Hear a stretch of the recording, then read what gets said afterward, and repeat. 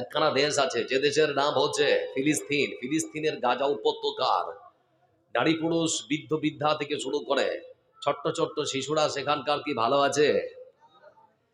সেখানকার ছোট্ট ছোট্ট শিশুদের হাহাকার, শরীর থেকে একটা হাত অথবা একটা পা ছিঁড়ে গিয়েছে। আপনার স্ত্রীর চিন্তা ভাবনা আলাদা রকম, আপনার চিন্তা ভাবনা আলাদা রকম। আপনার স্ত্রী চিন্তা করছে সকালবেলা আমার বাচ্চাটা কি খাবে, আপনার চিন্তা ভাবনা দুপুরবেলা গরুর মাংস আনবো, মাংস দিয়ে ভাত খাবে, সন্ধ্যাবেলা কিছু একটা হয়ে যাবে। এটা হচ্ছে আপনার চিন্তা ভাবনা আপনার বাচ্চাকে দিয়ে। কিন্তু সেখানকার মহিলারা, সেখানকার মায়েদের চিন্তা হচ্ছে তার বাচ্চার শরীর থেকে হাতটা অর্ধেকটা আলাদা হয়ে গেছে। সেই হাতটা হাসপাতালের বেডে শুয়ে মা চিৎকার করছে আর আল্লাহর কাছে ফরিয়াদ করছে, আল্লাহ আমার বাচ্চার হাতটা জোড়া লাগবে শরীরে কেমন করে। আমাদের চিন্তা ভাবনা সম্পূর্ণ আলাদা আর তাদের চিন্তা ভাবনা সম্পূর্ণ আলাদা। এজন্য মনে রাখবেন বন্ধু আমার, পৃথিবীর বুকে কোনো ট্রাইব্যুনাল, কোনো জাতিসংঘ বা কোনো বিচারক যদি বর্তমান পৃথিবীর সব থেকে স্বৈরাচারী শাসক নেতানিয়াহুর প্রশাসনের বা নেতানিয়াহুর যদি বিচার না করে, আল্লাহর আদালতে তার বিচার হবেই হবে ইনশাআল্লাহ। হবে না? হবে না? আল্লাহর আদালতে কি ছাড় পাবে? তিনি এমনই একজন বিচারক, তার কাছে সবাইকে বিচারের সম্মুখীন হতে হবে, সেখানে আর কোনো ছাড়পত্র পাওয়ার কোনো সম্ভাবনা নেই। এজন্য বন্ধু আমার, লক্ষ্য করে দেখুন, ফিলিস্তিনির মাটিতে হচ্ছে বিভৎস চেহারা। কিছুক্ষণ আগে দেখছিলাম ফিলিস্তিনের গাজা উপত্যকায় শিফা বলে একখানা হাসপাতাল, সে হাসপাতালের উপরে বোমা বর্ষণ করা হয়েছে। অসংখ্য নারী পুরুষ সেখানে পৃথিবীর বুক থেকে তাদেরকে সরিয়ে দেওয়া হয়েছে। এ হচ্ছে বর্তমান পৃথিবীর, বিশেষ করে গাজা উপত্যকার সত্যতা। অনেক কথা আছে, বললে অনেক কিছু হয়ে যাবে, আপনারা আশ্চর্য হয়ে যাবেন। আমাদের ভারতবর্ষের যিনি রাষ্ট্রপ্রধান, দেশের যিনি প্রধান সেবক নরেন্দ্র দামোদর দাস মোদী, নাম শুনেছি না শুনেনি? আজ থেকে আনুমানিক 1 মাস আগে যখন ফিলিস্তিন আর ইসরায়েলের মধ্যে যুদ্ধ শুরু হয়েছিল, কিছুক্ষণের মধ্যেই দেশের প্রধানমন্ত্রী নরেন্দ্র দামোদর দাস মোদী তিনি তার টুইট বার্তা দিয়ে সারা পৃথিবীর রাষ্ট্রপ্রধানদের অবস্থান স্পষ্ট করেছেন যে আমরা সর্বসময় ইসরায়েলের সঙ্গে আছি, ইসরায়েলের সরকার নেতানিয়াহুর সঙ্গে আছি। টুইট বার্তায় তিনি তার অবস্থান স্পষ্ট করেছেন। এই টুইট বার্তা দেখার পর আমাদের ভারতবর্ষের মণিপুর বলে একটা রাজ্য আছে, নাম শুনেছেন আপনারা? মণিপুর রাজ্যের বাসিন্দারা তখন আফসোস করে বলছে, আল্লাহ আমাদের এই রাজ্যটা মণিপুরের মধ্যে না হয় যদি ইসরায়েলের মধ্যে হতো, তাহলে ভারতবর্ষের রাষ্ট্রপ্রধান মোদীজি অন্তত আমাদের সঙ্গে থাকতেন। কেন বললাম এ কথাটা জানেন? মণিপুর আজ থেকে আনুমানিক প্রায় 5 মাস ধরে চলছে। খবর আছে না নেই আপনাদের কাছে? মণিপুরের মাটিতে অসংখ্য মানুষের ঘর বাড়ি ভেঙে চুরমার করা হয়েছে, অসংখ্য গির্জাকে ভেঙে ফেলা হয়েছে, অসংখ্য হিন্দুদের মন্দিরগুলোকে পর্যন্ত ভেঙে ফেলা হয়েছে। আজকে সেখানে মুসলমান জনসংখ্যা খুবই কম, খ্রিস্টান এবং আদিবাসীদের মধ্যে সেখানে গন্ডগোল। আপনারা শুনলে অবাক হয়ে যাবেন, সেখানে আনুমানিক প্রায় কয়েক হাজার মানুষের ঘর বাড়ি ভেঙে তছনছ করা হচ্ছে। সব থেকে আশ্চর্যের বিষয় কি জানেন? আমরা দেখেছিলাম এমন একটি দৃশ্য যা ভারতবর্ষকে সারা পৃথিবীর মানচিত্রে নত করতে বাধ্য হয়েছে। আমরা দেখেছিলাম মণিপুরের মাটিতে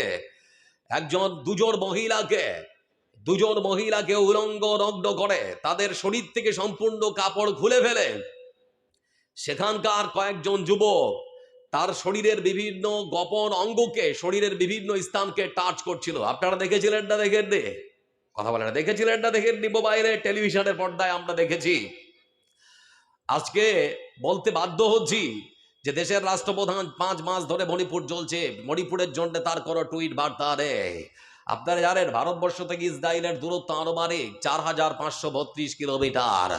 4532 কিলোমিটার দূরে ইসরায়েলের মতো একটা দেশ, যে দেশের সঙ্গে আমাদের মোদীজি আছেন, থাকবেন বলে টুইট বার্তায় তিনি নিজের অবস্থান স্পষ্ট করেছেন। সেটা শুধুমাত্র সেখানে নয়, ভারতবর্ষের অসংখ্য ন্যাশনাল টেলিভিশনের মালিক তাদের অ্যাঙ্কারগুলোকে এক একজনের মাথা পিছু এক একজনকে সেখানে পাঠাতে গিয়ে খরচ হয়েছে আনুমানিক 2 থেকে 2.5 লক্ষ টাকা। আপনারা শুনেছেন বা দেখেছেন এবিপি আনন্দের একজন মহিলা অ্যাঙ্কার যার নাম হচ্ছে লুবিকা রেয়াকাত, নাম শুনেছেন? যারা খবর দেখে জানেন, বর্তমানে তিনি ভারতবর্ষ মানে ভারত 24 একটা চ্যানেলে কিছুদিন আগেই তিনি জয়েন করেছেন।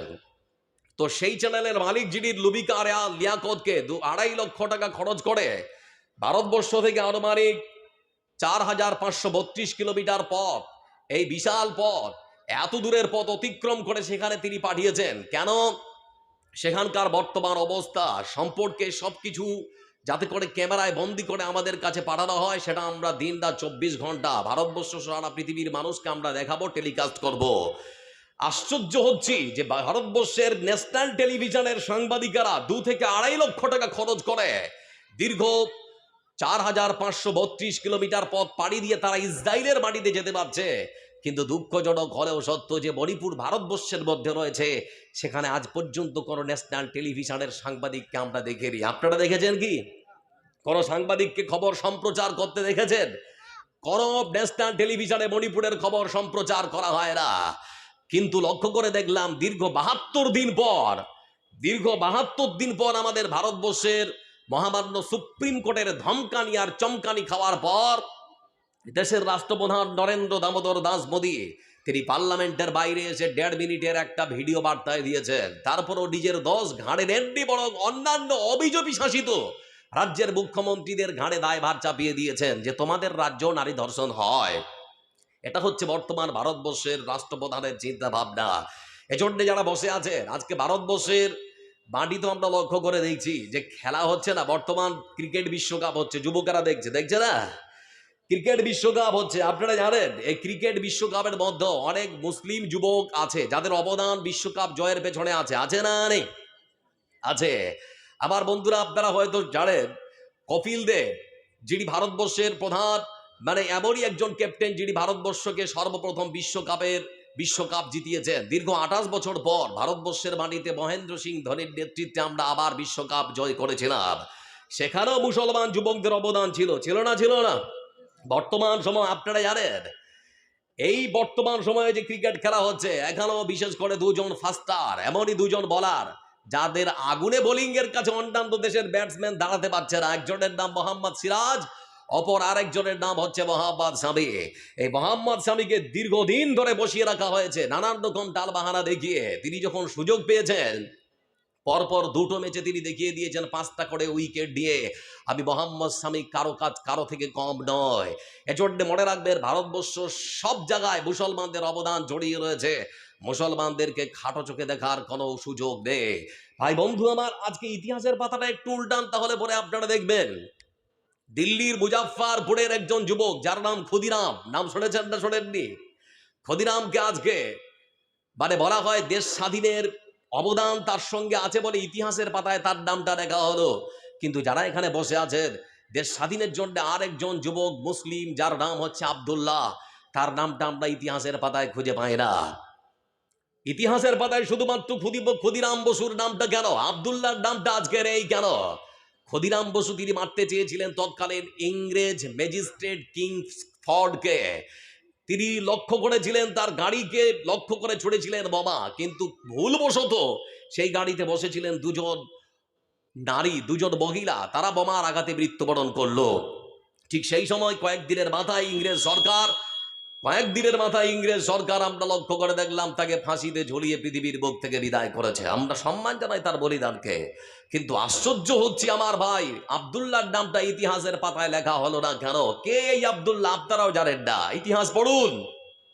একজন জাতির অধপতন বা একজন জাতি পৃথিবী থেকে নিঃশেষ হওয়ার জন্য এটাই যথেষ্ট যে সে জাতি নিজের ইতিহাস ভুলে যদি যায় তাহলে সব শেষ।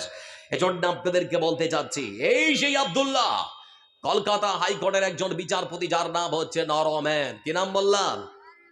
নরম্যান।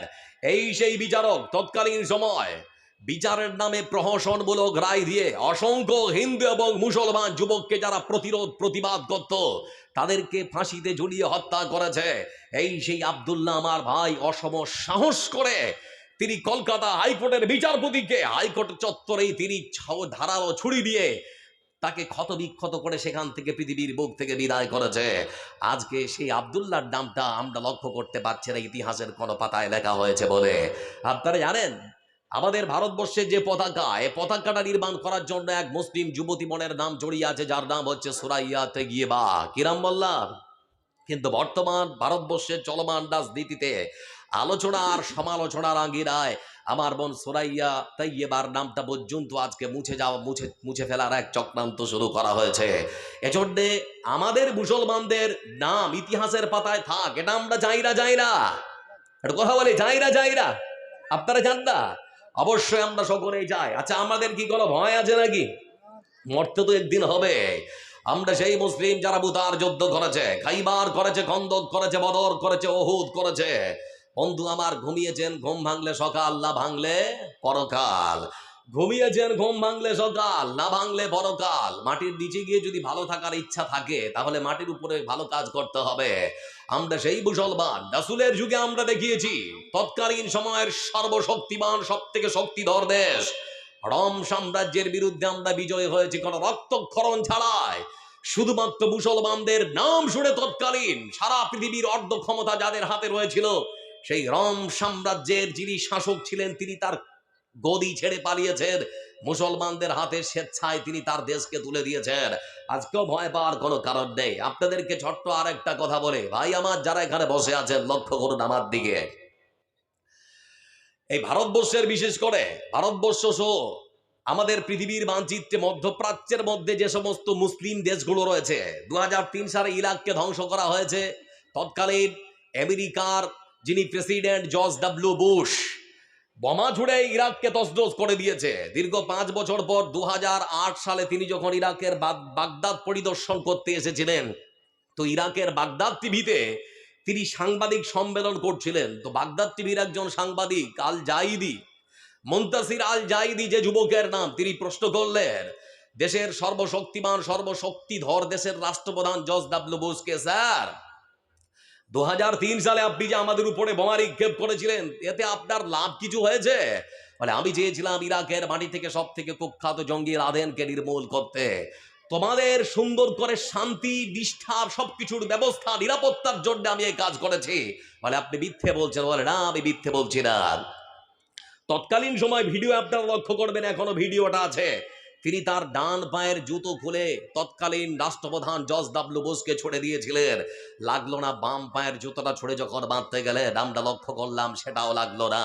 কিন্তু বাম পায়ের জুতো ছোড়ার সময় তিনি শব্দ উচ্চারণ করেছিলেন, কুকুরের বাচ্চা, শুনে রাখ, এটা হচ্ছে ইরাকবাসীদের পক্ষ থেকে তোর জন্য বিদায় চুম্বনা, জীবনে কোনোদিন ঢুকবে না। আজকে আমাদের কি হয়েছে? আজকে আমার ভাইয়েরা ফিলিস্তিনের মাটিতে তারা নির্মম ভাবে তাদেরকে বোমা ফেলে হত্যা করা হচ্ছে। কিছু যদি না পারে, যাদের দায়িত্ব প্রতিরোধ করার, যাদের দায়িত্ব আছে লড়াই করার, তারা আজকে নীরব দর্শক। আমরা যদি কিছু না করতে পারি, অন্তত দোয়া তো করতে পারবো নাকি? হ্যাঁ বলেন, এটা পারবো কি পারবো না? এটা তো অন্তত করা দরকার, না হলে তো ঈমান আছে বলে দাবি করা মিথ্যা হয়ে যাবে। এজন্য বলছিলাম বন্ধু আমার, আজকে বিশেষ উদ্দেশ্য নিয়ে আপনাদের কাছে দণ্ডায় বা আজকে উপস্থিত হয়েছে। মনে রাখবেন একটা কথা, আল্লাহ ধন দিয়েছে মনটা বোঝার জন্য, তাই তো নাকি? কত মানুষ ধনী ছিল, সকালে আবার সন্ধ্যা হতে হতে গরিব। এরকম আপনাদের কাছে নজির আছে না নেই? দৃষ্টান্ত আছে না নেই? আছে।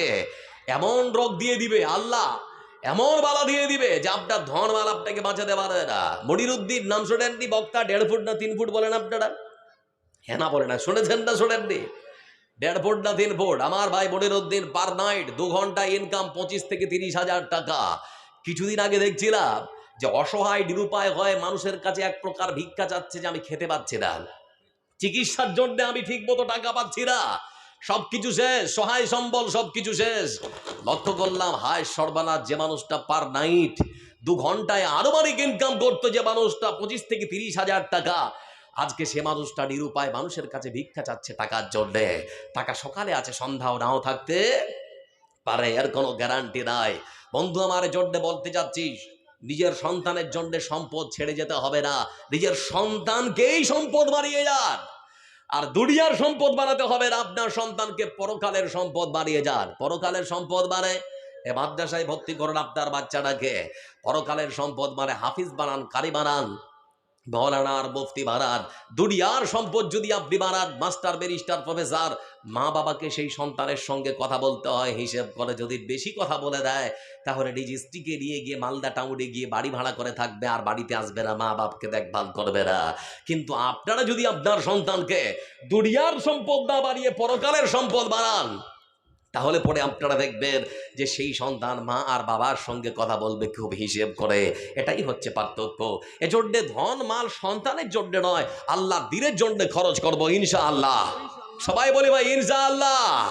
আল্লাহ রাব্বুল আলামিন যিনি কোরআনে কারীমের মধ্যে সুন্দর করে বলেন, مثل الذين ينفقون أموالهم في سبيل الله كمثل حبة أنبتت 7 سنابل في كل سنبلة 100 حبة والله يضاعف لمن يشاء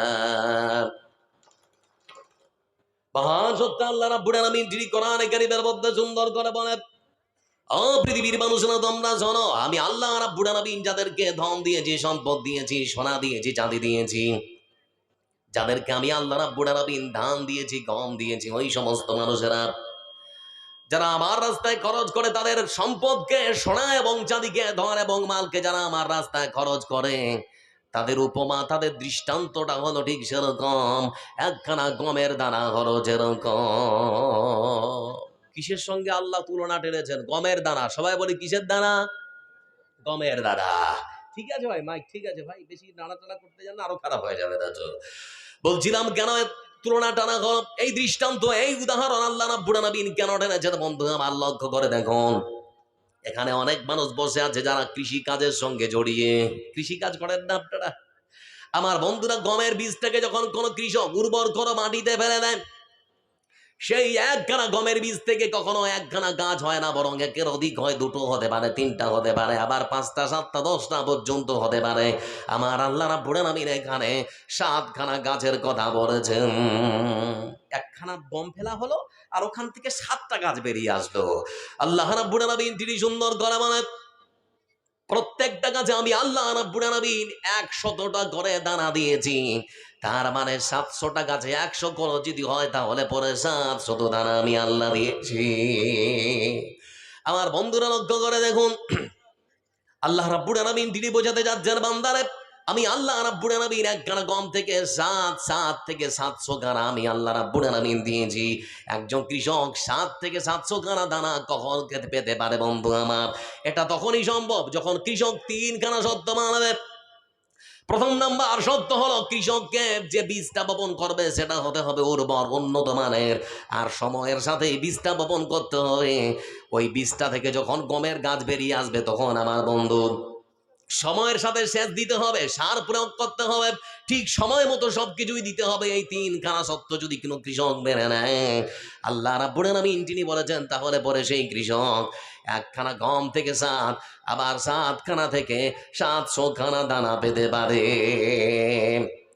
অনুরূপ বন্ধু আমার, আল্লাহর কোন বান্দা যদি মনে করে আমার তো সহায় সম্বল বেশি নয়, আমি তো সেরকম ধনী নই, আল্লাহ তো টাকা পয়সা বেশি নেই, অল্প কিছু টাকা দিয়েছে আল্লাহ, আর সেই বান্দা যদি মনে করে আমি 1 টাকা দান করব, আমার আল্লাহ রাব্বুল আলামিন তিনি বলেছেন, বান্দা 1 টাকাও যদি দাও, তোমার অন্তরটা যদি ঠিক থাকে, ইচ্ছা যদি ঠিক থাকে, তাহলে পরে আমি আল্লাহ রাব্বুল আলামিন ওই 1 টাকাকে বাড়িয়ে 7 টাকা, আবার আমি আল্লাহ রাব্বুল আলামিন যদি চাই, তাহলে পরে 7 টাকাকে বাড়িয়ে 700 টাকা পর্যন্ত তোমার আমল নামায় নেকি লিখে দিতে পারি। আল্লাহ পারেন না? পারেন না? হ্যাঁ না বলেন না? আচ্ছা, আপনারা ভাষা বুঝতে পারছেন না? একটু কথা বলেন, পারেন না? পারেন না? এজন্যই বলতে যাচ্ছি বন্ধু আমার, আল্লাহর কোন বান্দা যদি মনে করে 1 টাকা দান করে 700 টাকা নেকি দেবো, তাহলে তাকেও 3খানা শর্ত মানতে হবে। প্রথম নাম্বার শর্ত হলো, যে টাকা বা যে সম্পদ আপনি আল্লাহ রাস্তায় খরচ করবেন, সেটা হতে হবে হালাল পন্থায় উপার্জিত সম্পদ। হারাম পন্থায় উপার্জিত সম্পদ আল্লাহ রাস্তায় খরচ করে নেকি পাওয়া যেতে পারে না।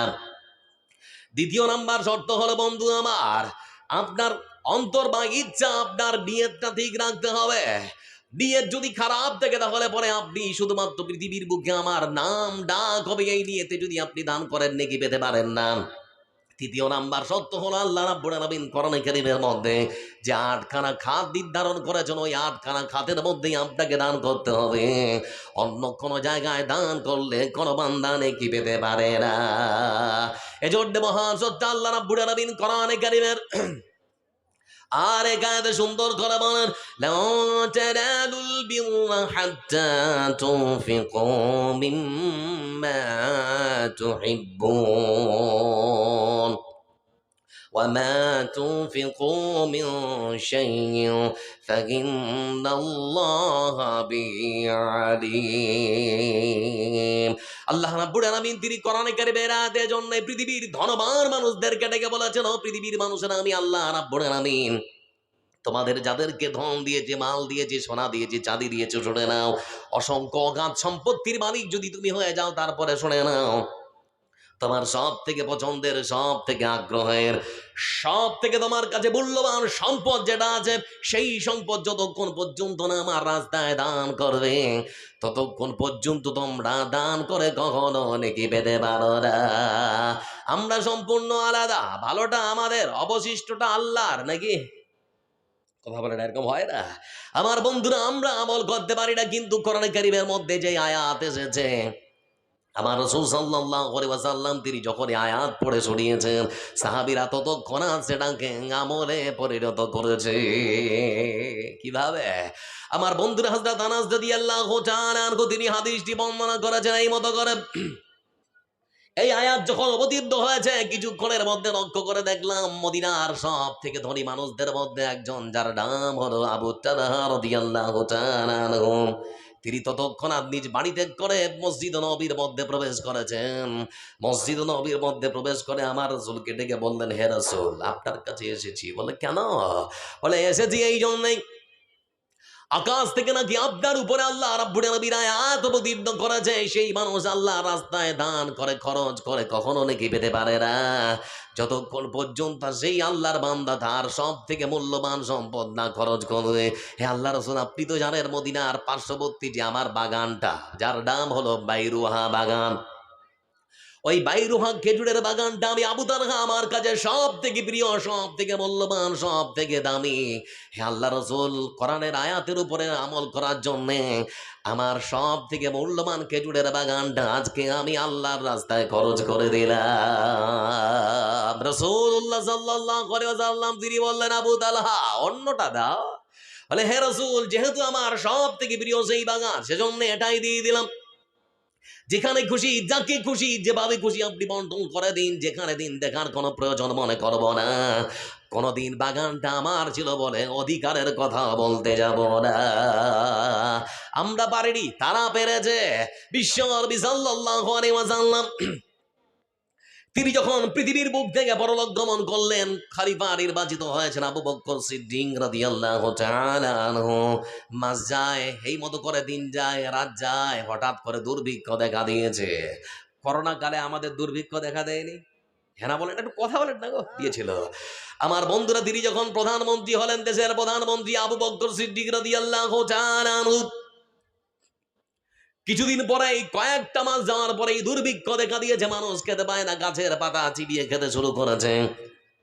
দেশের প্রধানমন্ত্রী চিন্তায় চিন্তিত, আমার জনগণ এত কষ্ট করবে, কেমন করে তাদের মুখে খাবার তুলে দেব, রাত্রে ঠিক মতো আর ঘুম আসে না। পরের দিন সকালবেলা মদিনার প্রধান রাস্তা দিয়ে লক্ষ্য করে দেখা যাচ্ছে অসংখ্য উটের পিঠে বিশাল বড় বড় গমের বস্তা ঢুকতে শুরু করেছে। বড় বড় গমের বস্তা উটের পিঠে চাপিয়ে দিয়েছে, আর উটগুলো মদিনার সদর পথ দিয়ে মদিনার ভেতরে প্রবেশ করছে। আমার বন্ধুরা এই দৃশ্য দেখার পরে মদিনার অসংখ্য ওই সমস্ত ব্যবসায়িক যারা ব্যবসা করতো, তারা ছুটে এসেছে। না জানি কার বিশাল বড় একটা গমের চালান, কার হতে পারে, কার হতে পারে, খোঁজ দিতেই হবে। আমার বন্ধুরা খোঁজ নিতে নিতে নিতে নিতে নিতে নিতে তারা জানতে পারলো এই বিশাল বড় গমের চালান অন্য কোনো সাহাবীর নয়, বরং এই বিশাল বড় গমের চালান খানা হলো হযরত উসমান রাদিয়াল্লাহু তাআলা আনহু।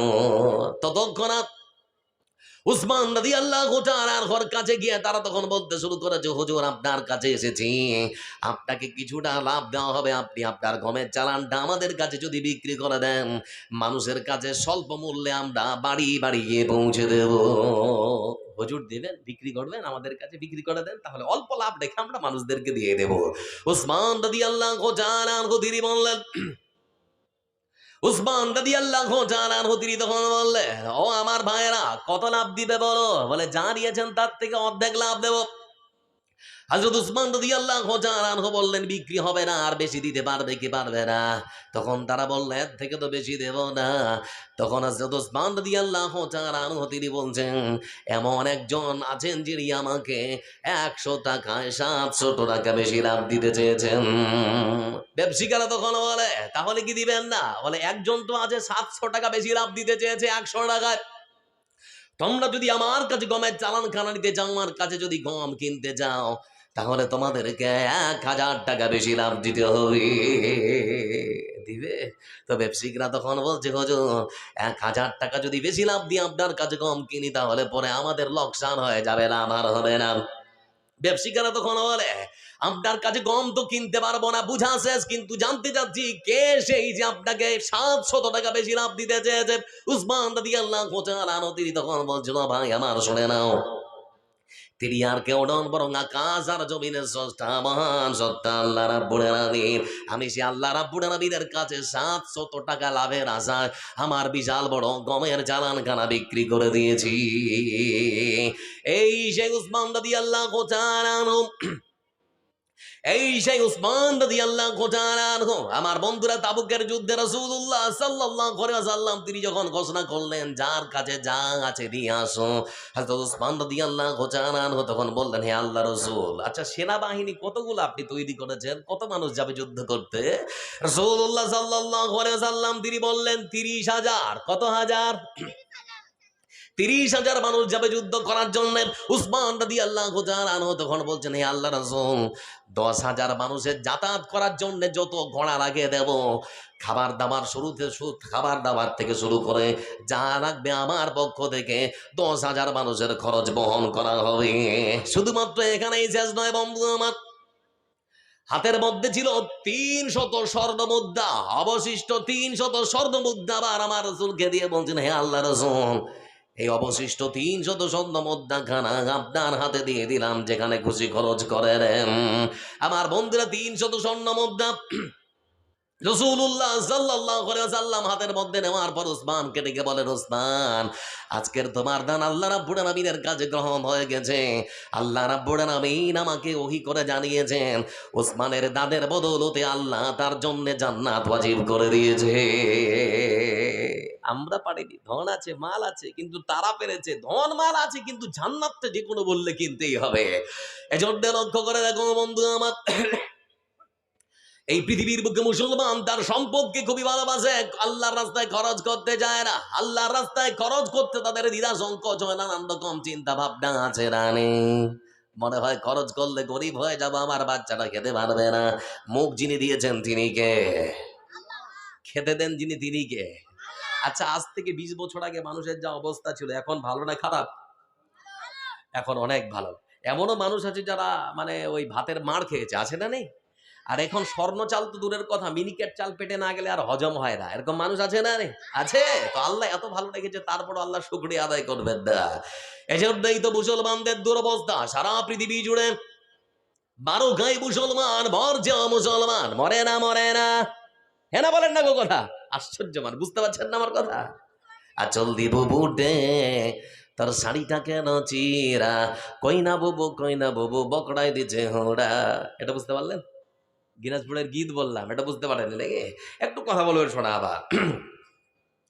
এজন্য সারা বিশ্ব জুড়ে মারো খায় মুসলমান, মরছে মুসলমান, বিভিন্ন নানান রকম অপবাদ দিয়ে মুসলমানদেরকে মারা হয় না, হয় না? এটা কথা বল। আমার বন্ধুরা, কয়েকদিন আগেই চলতি বছরের মার্চ মাসে লক্ষ্য করে দেখলাম রাজস্থানের ভরতপুরের দুজন বাসিন্দা, যুবক, একেবারে তরতাজা যুবক।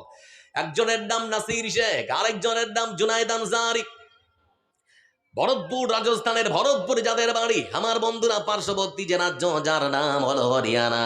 হরিয়ানার যিনি মুখ্যমন্ত্রী, যার নাম হলো মনোহর লাল খট্টর। নাম শুনেছেন? আমার বন্ধুরা, তাদের গাড়িটা যখন, তার মানে তার বাবার সাক্ষাৎকার দিচ্ছে বিবিসির একজন সাংবাদিক, যে কি করে আপনার ছেলেদের মৃত্যু হলো। আমার বন্ধুরা, ঠিক সেই সময় বাবা যখন সাংবাদিকদের সামনে বলতে শুরু করেছেন, বাবা তখন বলে, সকাল আনুমানিক 10টা হবে, আমার দুইজন ছেলে গাড়ি টানিয়ে, আমাদের বোলেরো গাড়ি টানিয়ে তারা পার্শ্ববর্তী রাজ্য হরিয়ানার ভেতরে প্রবেশ করেছে। প্রবেশ করার সঙ্গে সঙ্গে বিশ্ব হিন্দু পরিষদের কয়েকজন যুবক তাদেরকে অপহরণ করলো। সারাটা দিন তাদেরকে গাড়ির মধ্যে বন্দি করে রেখেছে। রাতের অন্ধকারে এক রাস্তার পাশে দাঁড় করিয়ে ওই গাড়ির উপরে চারিদিকে পেট্রোল ছিটিয়ে দিয়েছে, আগুন ধরিয়ে দিয়েছে। বন্ধু আমার, আগুন দাউ দাউ করে জ্বলছে। একবার নিজের ব্রেনের মধ্যে চিত্রটা নিয়ে আসুন। কি বিভৎস দৃশ্য! ওই পেট্রোল দিয়ে আগুন লাগিয়ে দেওয়া হলো ওই গাড়িটার মধ্যে, আর দুজনকে বন্দি করে রাখা হয়েছে, বের হতে দেওয়া যায় না। মানে ব্যাপারটা এরকম, পানিতে কুমির আর ডাঙায় হচ্ছে বাঘ। বাঁচতে পারবেন? বাঁচতে পারবে? আমার বন্ধুরা, ওই দুইজন যুবক বাবরে আর বারে করে চিৎকার করলো, কিন্তু 10 থেকে 12 জন যুবক যারা দাঁড়িয়েছিল তাদের অন্তরের মধ্যে এতটুকুনো কোনো দয়া মায়া মমতা হলো না। আমার বন্ধুরা, আগুনের লেলিহান শিকার কাছে তারা এক প্রকার আত্মসমর্পণ করতে বাধ্য হয়েছে। পরক্ষণে পুলিশ আবার বিবৃতি দিয়ে জানিয়ে দিচ্ছে ওই দুজন যুবককে এমনি মারা হয়নি, ওই দুজন যুবক গরু চুরি করে তারা পালাচ্ছিল। হত্যা করতো মানে গরু চুরি করে নিয়ে যাচ্ছিল, তার মানে তারা গরু কাটতো। এখন আমার হিন্দু ভাই যারা পাশে আছে আপনাদেরকে বলি, আমার হিন্দু ভাই অমল, বিমল, শ্যামল, নরেশ, পরেশ, সুরেশ, শুনে নাও। তুমি আমার হিন্দু, তোমাকে ভাই বলে সম্বোধন করলাম। আমার ইসলামের এটাই শিক্ষা, যারা ছোটকে স্নেহ করে না, বড়কে সম্মান করে না, ফালাইসা মিন্না, ওরা আমার দলেরই নয়। এজন্য রাসূল সাল্লাল্লাহু আলাইহি ওয়াসাল্লামের হাদিসকে সম্বোধন করে তোমাকে ভাই বলে সম্বোধন করলাম। ও আমার হিন্দু ভাই, মুসলমানদের মারার আগে ভারতবর্ষের সরকারের পরিসংখ্যানটা একবার গুগল বা ক্রোম ব্রাউজারে গিয়ে দেখে নাও। কি দেখবে? আমার বন্ধুরা বলতে যাচ্ছি, এবার আমার দিকে যায় দেখো। ওরা মারে আমাদেরকে, কিন্তু সব থেকে বড় দোষী যারা, আমি মনে করি ভারতবর্ষের বর্তমান প্রশাসন সব থেকে বড় দোষী। বলে কেমন করে? বলে ভারতবর্ষের কেন্দ্রীয় মন্ত্রণালয়ের মন্ত্রী পীযূষ গোয়েল। কি নাম বললাম? পীযূষ গোয়েল, কেন্দ্রীয় মন্ত্রণালয়ের মন্ত্রী পীযূষ গোয়েল এক বিবৃতি দিয়েছেন। তাকে জিজ্ঞেস করা হলো সাংবাদিকদের পক্ষ থেকে, এ ভারতবর্ষের বাড়িতে বর্তমান কসাইখানা কতগুলো? যে কসাইখানা বুঝতে পারছেন আপনারা? এখানে গরু কাটা হয়। মানে ওই কসাইখানাগুলো থেকে, ভারতবর্ষের ওই কসাইখানাগুলো থেকে মাংস বিদেশে চালান করা হয়। ভারতবর্ষ পৃথিবীর দ্বিতীয় বৃহত্তম দেশ, যে দেশ থেকে অন্যান্য দেশে গরুর মাংস রপ্তানি করা হয়। আবার বন্ধুরা, তো আমাদের মন্ত্রী পীযূষ গোয়েল তিনি অসম্পূর্ণ, তিনি নিজের বক্তব্য পেশ করেছেন, সম্পূর্ণ নয়। তিনি তথ্য দিয়েছেন, তবে অসম্পূর্ণ। সম্পূর্ণ তথ্যকে এবার আমার কাছে শুনে নিন। তিনি শুধুমাত্র বলেছেন ভারতবর্ষের মাটিতে 74খানা সরকারের পক্ষ থেকে অনুমোদিত কসাইখানা। কটা? 74টা। ভালো করে মনে রাখুন, এদিকে আমার দিকে। 74খানা কসাইখানা হচ্ছে ভারতবর্ষের বাড়িতে সরকারের পক্ষ থেকে অনুমোদিত। আমার বন্ধুরা, তারপরে গুগল বা ক্রোম ব্রাউজার যখন খুললাম, হতবাক হয়ে গেলাম। ভারতবর্ষের 74খানা অনুমোদিত সরকারের পক্ষ থেকে যে কসাইখানা, এ কসাইখানাগুলির বেশিরভাগ মানুষ, বেশিরভাগ মালিক কোনো মুসলমান নয়, বরং সবাই হিন্দু। এর মধ্যে থেকে কয়েকটা খালি নাম বলছি, অবাক হয়ে যাবেন আপনারা। এই ভারতবর্ষের মাটিতে সব থেকে সর্ববৃহৎ, সব থেকে বড় একখানা কসাইখানা, যার নাম হচ্ছে আল কবির এক্সপোর্টস প্রাইভেট লিমিটেড। আল কবির এক্সপোর্টস প্রাইভেট লিমিটেড, এই বিশাল বড় ভারতবর্ষের সব থেকে সর্ববৃহৎ কসাইখানাটা রয়েছে তেলেঙ্গানার মেডক জেলায়। তেলেঙ্গানার মেডক জেলায় আছে। আনুমানিক 400 একর জমির উপরে নির্মিত, তার মানে 1200 বিঘা জমির এই বিশাল বড় কসাইখানাটা নির্মাণ করা হয়েছে। বন্ধু আমার, এবার বলতে যাচ্ছি, এই বিশাল বড় কসাইখানাটির মালিক কোন মুসলমান নয়, বরং তিনি হলেন একজন হিন্দু, যার নাম হলো সুরেশ সাব্রওয়াল। হিন্দু নয়, তিনি একজন ব্রাহ্মণ হিন্দু। আমার বন্ধুরা, হচ্ছে ভারতবর্ষের সর্ববৃহৎ কসাইখানা, ভারতবর্ষের দ্বিতীয় বৃহত্তম কসাইখানাটি। ভারতবর্ষের দ্বিতীয় বৃহত্তম যে কসাইখানা, তার নাম হলো আরাবিয়ান এক্সপোর্টস প্রাইভেট লিমিটেড। নাম দেওয়া হচ্ছে সব আরবি আরবি, নাকি? মানুষজন বুঝে যে ওটা মুসলমান চালায়, ওর মালিক হচ্ছে মুসলমান। ভাবতে পারছেন আপনারা? মাথায় কিছু একটু নিয়ে আসুন। আবার বন্ধুরা, নাম দেওয়া হয়েছে দা আরাবিয়ান এক্সপোর্টস প্রাইভেট লিমিটেড। এই বিশাল বড় কসাইখানাটি রয়েছে মুম্বাই রাজ্যে, মহারাষ্ট্রের বিনোদনের জগৎ, হিরো হিরোইনদের থাকার জায়গা, নায়ক নায়িকাদের থাকার জায়গা সেই রাজ্যে। আমার বন্ধুরা, যে মালিক দুইজন রয়েছেন, তারা কেউ মুসলমান নন। একজনের নাম হলো সলিল কাপুর, আর একজন হলো বিকাশ মারুতি। দুজনেই হিন্দু। ভারতবর্ষের মাটিতে তৃতীয় বৃহত্তম কসাইখানা, যে কসাইখানাটির নাম হলো RKM frozen food private limited. আমার বন্ধু, এই বিশাল বড় ভারতবর্ষের তৃতীয় বৃহত্তম কসাইখানাটি, এই তৃতীয় বৃহত্তম কসাইখানাটি পাঞ্জাবের মোহালি জেলায় অবস্থিত।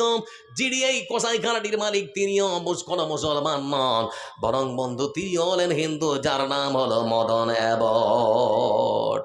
মদন অ্যাবট তিনিও একজন হিন্দু, অথচ তৃতীয় বৃহত্তম কসাইখানাটির মালিকও হিন্দু।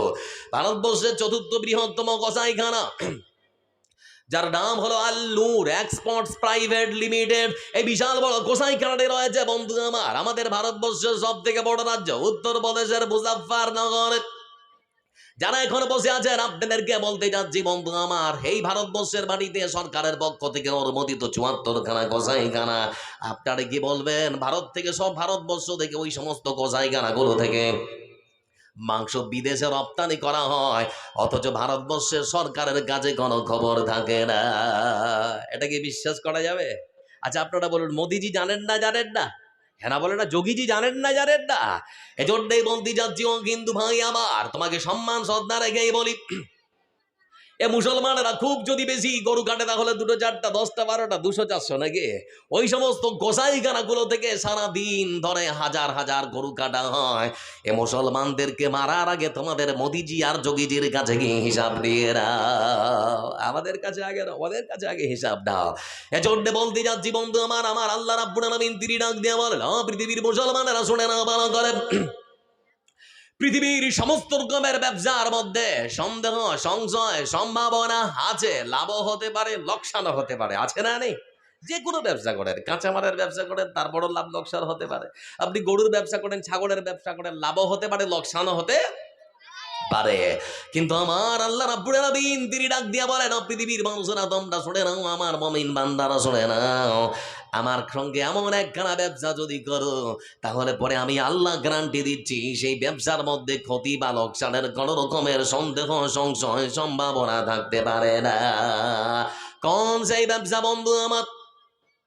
আল্লাহ রাব্বুল আলামিন কোরআনে কারীমের মধ্যে সুন্দর করে বলেছেন, ইন্নাল্লাহা ইশতারা মিনাল মুমিনিনা আনফুসাহুম ওয়া আমওয়ালাহুম বিআন্না লাহুমুল জান্নাহ يقاتلون في سبيل الله فيقتلون ويقتلون। সংবিধানে রাষ্ট্র ধর্ম নিরপেক্ষ বলে, তোমার কেন জলে রে বন্ধু, তোমার কেন জলে, তোমার কেন জলে রে বন্ধু, তোমার কেন জলে। ইসলাম হলো শান্তির ধর্ম, আছে সুবিচার, অন্য ধর্মের প্রতি কভু করে না বিচার। ইসলাম হলো শান্তির ধর্ম, আছে সুবিচার, অন্য ধর্মের প্রতি কভু করে না বিচার। মিলেমিশে থাকার কথা, মিলেমিশে থাকার কথা নবী দিয়েছেন বলে, তোমার কেন জলে রে বন্ধু, তোমার কেন জলে, তোমার কেন জলে রে বন্ধু, তোমার কেন জলে। আছে নিষেধ ধর্ম নিয়ে করা ভাড়া বাড়ি, না দেখিলে কোরআন খুলে জানো তাড়াতাড়ি। যার ধর্ম সে করবে পালন, যার ধর্ম সে করবে পালন, কোরআনেতে বলে, তোমার কেন জলে রে বন্ধু, তোমার কেন জলে, তোমার কেন জলে রে বন্ধু, তোমার কেন জলে। লিল্লাহে তাকবীর, আরেকটু জোরে নারায়ে তাকবীর। এজন্যই বলছিলাম বন্ধু আমার, এ ভারতবর্ষের মাটিতে আমার হিন্দু ভাইয়েরা আমাদের কাছে নিরাপদ হন, নিরাপদ নাকি? আমরা কি কোনোদিন মেরেছি আজ পর্যন্ত? প্রমাণ আছে যে আল্লাহ আকবার ধ্বনি দিয়ে একজনকে মেরে দিয়েছে, হয়েছে কখনো? আমার বন্ধুরা, আমরা বিশ্বাস করি আমার হিন্দু ভাই আমাদের কাছে নিরাপদ, কিন্তু আমরা মুসলমান, আমরা কে বুঝি না, আমরা কেন জানি আজকে হিন্দুদের কাছে আমরা নিরাপদ নয়। লক্ষ্য করে দেখুন, চট্ট করে একটা গলা বলি, ওরা যে আমাদের কাছে নিরাপত্তার জাজল্য প্রমাণ। আজকের জালসায় মেলা লাগিয়েছেন তো নাকি? মেলা লাগাননি? ওই মেলায় লক্ষ্য করে দেখুন, অনেক হিন্দু ভাই আমার জিলেবির দোকান, মিষ্টির দোকান, পাপড়ের দোকান দিয়ে এসেছে না আসেনি? কথা বলেন না, পিছনের মানুষটা কথা বলেন না, এসেছে তো নাকি? কোনদিন কোন মুসলমান আমরা বলিনি জালসা আমাদের, তোরা দোকান দিয়েছিস কেন? আপনারা বলেছেন কখনো? আমরা বলি না, আমরা কখনো বলি না বন্ধু আমার। আমরা যখন তাদেরকে স্বাধীনতা দিয়েছি, তাহলে পরে মুসলমান তাদের কাছে কেন স্বাধীনতা পায় না? কর্ণাটকের নগ্গিকড়ি যে জায়গা আছে, জায়গার একখানা মন্দির, সে মন্দিরের কিছুদিন আগে বন্ধু আমার লক্ষ্য করে দেখলাম রাম নবমীর মিছিল হবে। সেই মিছিলের আগে কিছু হিন্দু সেনার কয়েকজন যুবক ওই মন্দির কমিটির যারা দায়িত্বে আছে তাদের হাতে তারা একটা বিশাল বড় চার্ট তুলে দিয়েছে কিছু নিয়ম কানুন। সেখানে লেখা রয়েছে বন্ধু আমার, কোন মুসলমান মন্দির চত্বরে আর ব্যবসা করতে পারবে না। সময়ের সাথেই তাদেরকে মন্দিরের পাশে পাশের জায়গা খালি করে দিতে হবে, না হলে কোনো মুসলমানকে ছেড়ে কথা বলা হবে না। হুমকি যখন দেওয়া হলে এক প্রকার, যে সমস্ত মুসলিম যারা সেখানে মন্দিরের চারিপাশে যারা ব্যবসা করতো, তারা নিজের জীবন বাঁচাবার জন্যে দোকানপাট যা কিছু ছিল বন্ধু আমার সব নিয়ে পালিয়ে গেল। 70 ঊর্ধ্ব একজন আমার বৃদ্ধ বাবাজি, যার নাম হলো আব্দুল্লাহ, আমার বৃদ্ধ বাবাজি আব্দুল্লাহ 15টা বছর ধরে সেখানে তরমুজ বিক্রি করত। একটা ঠেলা গাড়ির উপরে তরমুজ বিক্রি করতো লোকটা। বাবজি আমার 70 বছরের উপর বয়স হয়ে গিয়েছে। তিনি মনে মনে ভাবলেন, 15টা বছর ধরে আমি এই কাজ এখানে করি, আমার বিশ্বাস আমাকে কোনো বিন্দু মারতে পারে না, আমার শরীরে আঘাত দিতে পারে না। কিন্তু সম্পূর্ণ ভুল তার চিন্তা ভাবনা। পরের দিন সকালবেলায় এসে মানুষদেরকে জিজ্ঞেস করা হলো, তোমার নাম, তোমার নাম, তোমার নাম? বলে তোমার নাম, মুখে দাঁড়ি, কি নাম? বলে আমার নাম আব্দুল্লাহ। মুসলমান? বলে হ্যাঁ। বলে গতকালকেই তো বলা হয়েছে মন্দির চত্বর খালি করতে হবে, খালি করেননি কেন? আমার কিন্তু বাপজি তখন বলে, বেটা 70 বছর বয়স হয়ে গিয়েছে, পারলাম না, যেতে পারলাম না, আমাকে দয়া করে কোনো কিছু বলো না, অন্য কোনো জায়গায় গিয়ে আর আমি বিক্রি করতে পারবো না। কিন্তু তার কাকুতি বিনতি শোনা হলো না বন্ধু আমার। ভিডিওর মধ্যে লক্ষ্য করে দেখলাম ন্যাশনাল টেলিভিশনেও খবরটা প্লে করা হলো, ভারতবর্ষের ন্যাশনাল টেলিভিশনও খবরটা সম্প্রচার করা হলো। আমার সেই বৃদ্ধ বাবাজির ঠেলা গাড়ির মধ্যে থাকা তরমুজগুলোকে ফেলে দেওয়া হলো, গাড়িটা পর্যন্ত ভেঙে ফেলা হলো। ওই বৃদ্ধ বাবজি হাউ মাউ করে কাঁদছে আর বলছে, পরিবারটা পথে বসে গেল, কেমন করে জানাবো? আমার বন্ধুরা দেখেছে এই দৃশ্য, ভারতবর্ষের প্রধানমন্ত্রী, ভারতবর্ষের স্বরাষ্ট্রমন্ত্রী, প্রতিরক্ষা মন্ত্রী, অসংখ্য নেতা মন্ত্রী দেখেছে, কিন্তু কোন রকম কোন বিবৃতি তারা দিল না।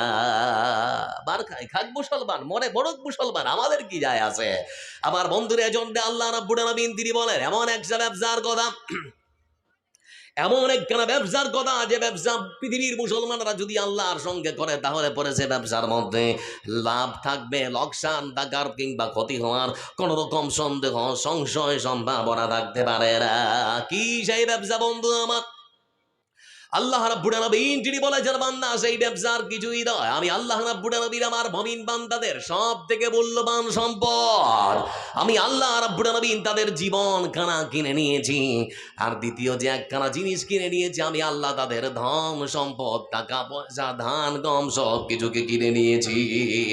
আমার বান্দারা পৃথিবীর বুকে তাদের মূল্যবান জীবনখানা জিহাদের ময়দানে যদি বিলীন করে দিতে পারে, ধন সম্পদকে যদি সুষ্ঠুভাবে তারা ভালো জায়গায় খরচ করতে পারে, তাহলে পরে আল্লাহ রাব্বুল আলামিন তিনি বলেছেন, বান্দা আমার সঙ্গে ধনমালা জীবন দিয়ে আমার কোন বান্দা যদি দুনিয়ায় ব্যবসা করে, মৃত্যুর পরে পরে বদলা হিসেবে আমি আল্লাহ রাব্বুল আলামিন আমার পক্ষ থেকে আমার জান্নাত খানা দিয়ে দেব। বলে আমার সঙ্গে দুনিয়ায় ব্যবসা কর, মাল আর ধনের প্রতিযোগিতা কর, খালি আমার রাস্তায় খরচ করে দেয়, মরে দেখ, আমি আল্লাহ তোর জন্য আমার মূল্যবান জান্নাত খানা দিয়ে দিব। বন্ধু আমার লক্ষ্য করুন, এই দিকে আজ যখন অবতীর্ণ হলো, লক্ষ্য করলাম মদিনার বাড়িতে রাসূল সাল্লাল্লাহু আলাইহি ওয়াসাল্লামের জীবন দশায় একজন বাচ্চা, এতিম বাচ্চা। যারা এতিম হয়, যাদের মা বাবা থাকে না, ওদের সমাজের মানুষ এমনিতেই ভালোবাসে না, বাসে না, নানান রকম কথাবার্তা করে। তুই এতিম বাচ্চা বন্ধু আমার, মা নেই বাবা নেই, সেই মদিনার বাড়িতে যার মা থাকে না, বাবা থাকে না, যারা এতিম হয়, আমার রাসূল বলেছেন চিন্তা করিস না, আমি রাসূল তোমাদের দায়িত্ব নিয়ে নিলাম। তো ছোট্ট এতিম বাচ্চার একটা ছোট্ট খেজুরের বাগান আছে। তো ছোট্ট খেজুরের বাগানটার কয়েকটা খেজুরের গাছের মানে মাথাটা হেলে গিয়েছে তার প্রতিবেশী আবু লুবাবার দিকে। তো যখন খেজুর পাড়তে যায় বা খেজুর যখন পড়ে যায়, তো ওই খেজুর যখন কুড়ুতে যায়, তখন তার প্রতিবেশী আবু লুবাবা নানান রকম ছোট বড় কথা শোনায়। তো মনটা খুব খারাপ, মনে মনে চিন্তা করলো একখানা প্রাচীর তুলবো, দেওয়াল দিব, বেড়া দেব। আপনারা কি বলেন? বেড়া নাকি? একখানা সুন্দর করে প্রাচীর দেবো, বেড়া দেবো, যাতে করে খেজুরটা তার প্রতিবেশীর দিকে না যায়, কথাও না শুনতে হয়। সে চন্ডে সকাল সকাল সুন্দর করে বেড়া দিতে শুরু করেছে। বেড়া দিতে দিতে লক্ষ্য করে দেখা গেল তার প্রতিবেশী আবলু বাবার একখানা খেজুরের গাছ তার দিকে চলে এসেছে। তো মনে মনে তখন চিন্তা করছে, ও তো এমনি খেজুর পড়লেই আমাকে বকে, তো এখন যদি তার কাছে একটা খেজুরের গাছ চাই, লোকটাকে দিবে? আচ্ছা একবার বলেই দেখি কি বলে। তার বাড়িতে চলে গিয়েছে। বাড়িতে যাওয়ার পরে তাকে তখন ডেকে বলে, ও ভাই আবুলু বাবা, আমি সুন্দর করে আমার খেজুরের বাগানটায় প্রাচীর দিচ্ছিলাম, কিন্তু তোমার একখানা খেজুরের গাছ আমার দিকে চলে এসেছে। ওটা যদি তুমি আমাকে না দাও, আমার বেড়াটা সোজা হবে না, বাঁকা হয়ে যাবে। দেওয়া কি যাবে? আমি তো এতিম বাচ্চা, আমার তো কেউ নেই, দাও না ভাই আমার। কিন্তু আবুল বাবা সে বললো, আমার খেজুরের গাছ আমারই থাকবে, আমি কাউকে দেবো না। ছোট্ট এতিম বাচ্চা তখন চিন্তা ভাবনা করলো, এই ব্যক্তি আমার কথা শুনবে না। মসজিদ নবীর মধ্যে প্রবেশ করার পর আমার রাসূলকে ডাকলেন। ডাকার পরে বলছেন, হে আল্লাহ রাসূল, আপনার কাছে এসেছি, একখানা সমস্যা দেখা দিয়েছে, সমাধান করবো বলে। বলে কিসের সমস্যা? বলে সমস্যাটা হলো আমি চাচ্ছি আমার খেজুরের বাগানটা সুন্দর করে বেড়া দেবো। বেড়া দিতে যখন শুরু করলাম, আমার পার্শ্ববর্তী প্রতিবেশী আবুলু বাবার একখানা খেজুরের গাছ পড়ে গিয়েছে। আমি যখন তার কাছে অনুরোধের সাথে বলতে গেলাম তুমি আমাকে দাও, সে অস্বীকার করলো, দিল না। কিন্তু আমার বিশ্বাস আপনি বিশ্ব নেতা, বিশ্ব নবী, আপনি যদি বলেন আপনার কথা সে ফেলতে পারবে না। আমার রাসূল সাল্লাল্লাহু আলাইহি ওয়াসাল্লাম তিনি ততক্ষণ ডাকলেন। ডাকার পরে সেই আবুলু বাবাকে ডেকে বললেন, ও আবুলু বাবা, পৃথিবীর বুকে তুমি ওই একখানা খেজুরের গাছ এতিম বাচ্চার হাতে তুলে দাও। আবুলু বাবা তারপরেও বলেন, হে আল্লাহ রাসূল, আমার খেজুরের গাছ আমার কাছে থাকবে, আমি কাউকে দিতে পারবো না। দুনিয়াতে অনেক মানুষ আছে যারা ধন সম্পদকে ভালোবাসে, আছে না এরকম মানুষ? অনেক মানুষ আছে যারা ধন সম্পদকে ভালোবাসে। সেই ব্যক্তিও বলল, আমার পক্ষে সম্ভব না, আমার খেজুরের গাছ আমারই থাকবে। পরক্ষণে বন্ধু আমার রাসূল সাল্লাল্লাহু আলাইহি ওয়াসাল্লাম তিনি বললেন, না বলো বাবা, শুনে নাও, এমনিতে যদি না দাও, কত টাকা নেবে বলো? কত দিরহাম, কত দিনার হলে পরে তুমি দেবে? কত টাকা নেবে বলো? যত টাকা তুমি নিতে চাইবে তত টাকা তোমাকে দেওয়া হবে, কিন্তু তোমার কাছে অনুরোধ, ওই একখানা খেজুরের গাছ আমাকে দিতেই হবে।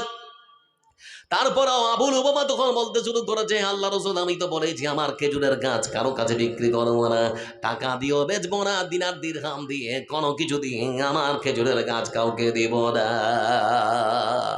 আর কি বলবেন? আর তো কিছু বলার পথে আমার বন্ধুরা পরক্ষণে কিছুক্ষণ রাসূল সাল্লাল্লাহু আলাইহি ওয়াসাল্লাম চুপ করে থাকার পর শেষবারের মধ্যে বলছে, ও আবুল ওবামা, শুনে নাও, এই পৃথিবীর বুকে তুমি যদি আজকে ওই এতিম বাচ্চাকে একখানা খেজুরের গাছ তুলে দাও, তাহলে পরে শুনে নাও, আমি রাসূলুল্লাহ সাল্লাল্লাহু আলাইহি ওয়াসাল্লাম তোমাকে কথা দিচ্ছি, আমি রাসূল তোমার জন্য জান্নাতে একখানা খেজুরের গাছের দায়িত্ব নিয়ে নেব।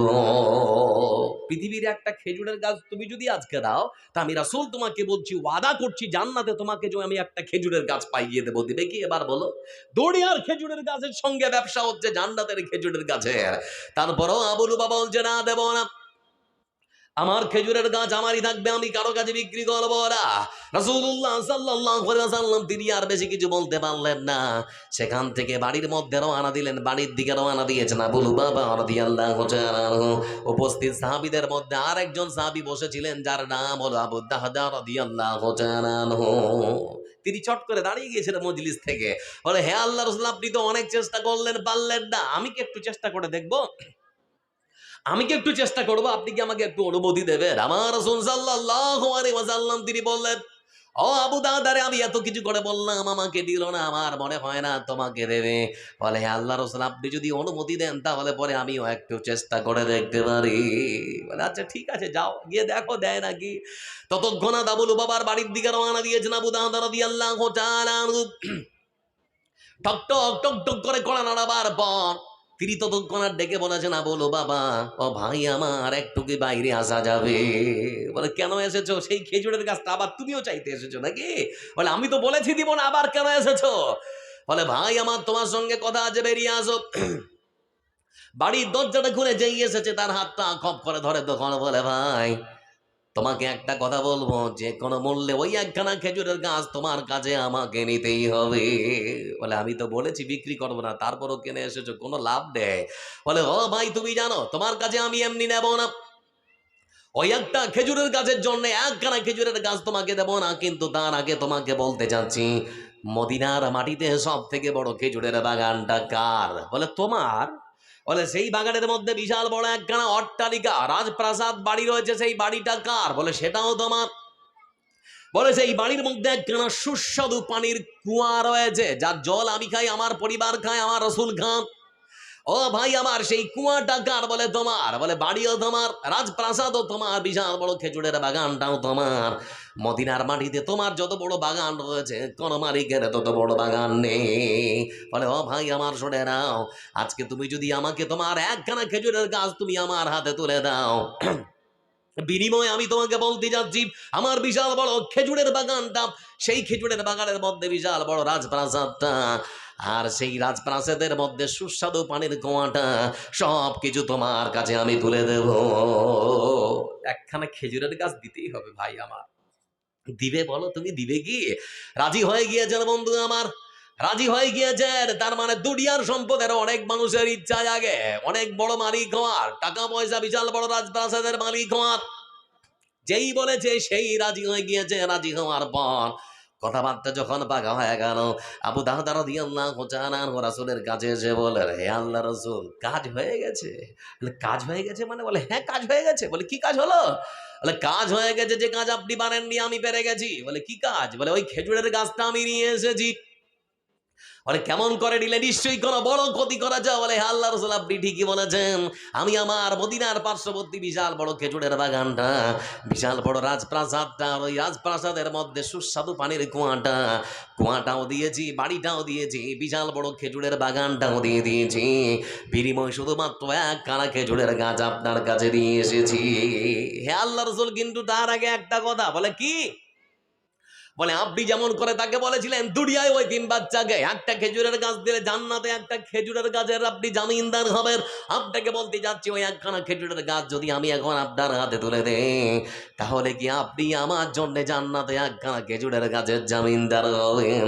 রাসূলুল্লাহ সাল্লাল্লাহু আলাইহি ওয়াসাল্লাম তিনি তখন বলছেন, আবু দাহদা, শুনে নাও, যে মানুষটা তার সব থেকে মূল্যবান সম্পদ খানা, সব থেকে বড় বাগানটা, খেজুরের বাগানটা দিতে পারে, বাড়িটা দিতে পারে, সুস্বাদু পানির কুয়াটাও দিতে পারে, যে মানুষটা তার সব থেকে মূল্যবান বড় খেজুরের বাগানটা দিতে পারে, সেই মানুষটার জন্য একখানা জান্নাতের খেজুরের গাছ নয়, বরং আবু দাহদা, ওই একখানা খেজুরের গাছ তুমি যদি আজকে আমাকে দাও, আমি জান্নাতে তোমার জন্য একখানা বড় খেজুরের বাগানের জামিনদার হয়ে যাব।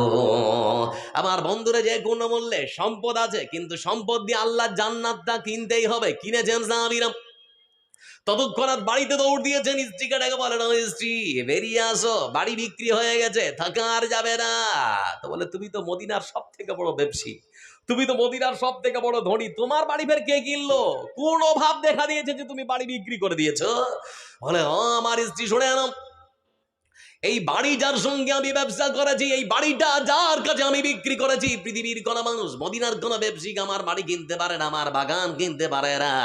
যার সঙ্গে ব্যবসা করেছি তিনি আর কেউ নন, বরং আকাশ আর জমিনের সত্তা, মহান সত্তা আল্লাহ রাব্বুল আলামিন। বলো স্ত্রী, ব্যবসাটা খারাপ হয়েছে না ভালো? স্ত্রীও তখন বলছে, ইস, এরকম স্বামী পাওয়া ধন্য, আমার জীবনটা ধন্য হয়ে গেছে, আপনি উত্তম ব্যবসা করেছেন। মানে স্বামীও যেরকম, স্ত্রীও সেরকম।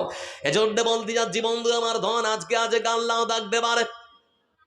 লক্ষ্য করে দেখুন পৃথিবীর মানচিত্রে একখানা যুবক, যার জন্ম হয়েছিল অস্ট্রেলিয়ার সিডনি শহরে, নাম হলো আলী বানাত। আমার বন্ধুরা, আমার ভাই আলী বানাত মাত্র 26 থেকে 27 বছর বয়সে হাজার হাজার হাজার কোটি টাকার মালিক আল্লাহ তাকে বানিয়ে দিয়েছে। নিজেও জানে না তার সম্পদ কতগুলো আছে। বিলাসিতায় কাটানো জীবন, ধন সম্পদ বেশি হলে মানুষ আল্লাহকে ভুলে যায়। এই যুবকেরও একই দশা হয়েছিল, কোনোদিন মসজিদে যায়নি, নামাজ কেমন করে পড়তে হয় জানে না, মসজিদে গিয়ে নামাজে কেমন করে দাঁড়াতে হয় সেটাও পারে না, বিলাসিতায় কাটানো জীবনটা বন্ধু আমার। তার নিজের বর্ণনায় আমরা শুনেছি, আপনারা যদি দেখেন এখনো পর্যন্ত ভিডিওগুলো পাবেন। তিনি বলেছেন, আমার হাতের মধ্যে যে ভেজ লাইটটা আমি পড়তাম, সে ভেজ লাইটটার দাম ভারতবর্ষের আনুমানিক টাকার মূল্যে 2 লক্ষ টাকা। যে ঘড়িটা পড়তাম ভারতীয় টাকা আনুমানিক 3 লক্ষ টাকা। আমি যে ফেরারি গাড়িটা ব্যবহার করি, ওই গাড়িটা ভারতবর্ষের টাকা আনুমানিক 200 কোটি টাকা। সারাটা জীবন ধরে বিলাসিতায় কাটিয়েছে যে যুবকটা। একদিন বন্ধুদের সঙ্গে আড্ডা করতে করতে, সফর করতে করতে, নেশা খাওয়া মানে চা পান করার যখন নেশা জেগেছে, চা পান করার জন্য সেই যুবক আলিবানার পার্শ্ববর্তী 5 স্টার হোটেলের মধ্যে প্রবেশ করেছে। প্রবেশ করার পর চা অর্ডার দেওয়ার পর চা পেতে শুরু করেছে। গরম চা মুখে দেওয়ার সঙ্গে সঙ্গে জিভের মধ্যে ফসকা পড়ে গেল। জীবের মধ্যে যেই ফসকা পড়ে গিয়েছে বন্ধু আমার, প্রাথমিক চিকিৎসায় চেষ্টা করে দেখা হলো কিন্তু জীবের ফসকা সারে না। উন্নত মানের চিকিৎসা নেওয়ার জন্য আমেরিকায় পাড়ি দেওয়া হলো। আমেরিকান ডাক্তারেরা রক্তের নমুনা নেওয়ার পর বিকেল বেলা যখন রিপোর্টটা হাতে এসেছে চেম্বারের মধ্যে, তাকে ডেকে বলে, ভাই আলিবানার, মনটা একটু শক্ত করো, এমন কথা তোমাকে বলা হবে মনে হচ্ছে তুমি থামতে পারবে না। বলে কি হয়েছে বলুন না, অসুবিধা রে। ডাক্তারকে ডেকে বলছে কি হয়েছে বলুন। বলে এমন একটা কথা বলবো কোন মানুষ সেটাকে কখনো আপন করে নিতে পারে না। বলে বলুন না, আমার কোনো অসুবিধা নেই। ডাক্তার তখন বলতে শুরু করেছ, ভাই আলিবানার, তোমার শরীরে মরণ রোগ বাঁধা বেঁধেছে। বলে সেটা কি? বলে সেটা হলো ক্যান্সার। উপস্থিত কোন মানুষের শরীর খারাপ করার পর যদি ডাক্তার রক্তের নমুনা নেওয়ার পর যদি রক্ত রিপোর্ট আসার পর যদি বলে ক্যান্সার হয়েছে, ভালো লাগবে নাকি?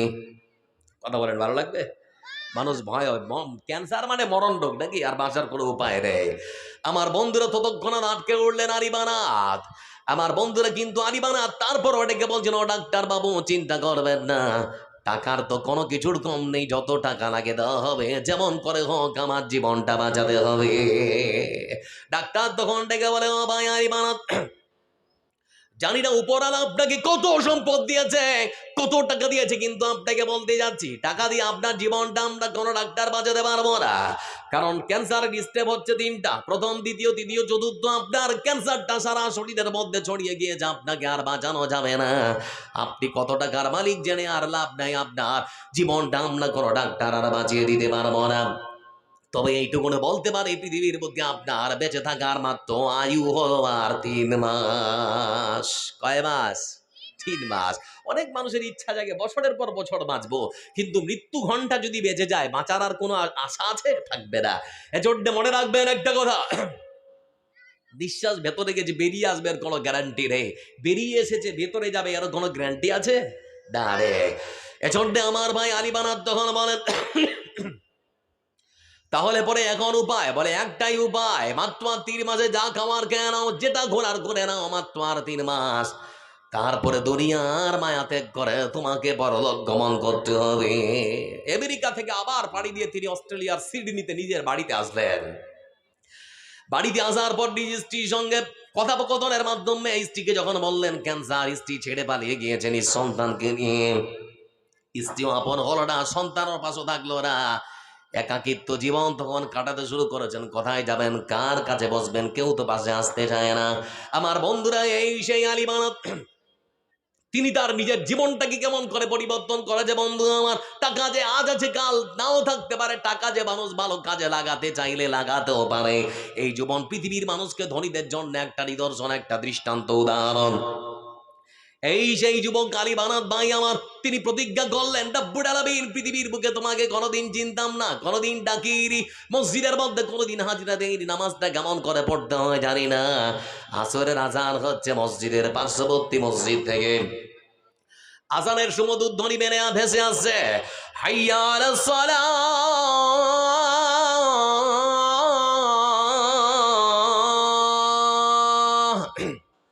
সুমধুর কণ্ঠে যখন সুন্দর আজানের ধ্বনি কানা ভেসে এসেছে, আজান ছড়ার সঙ্গে সঙ্গে মসজিদের দিকে রওনা দিয়েছে আমার ভাই আলিবানাত।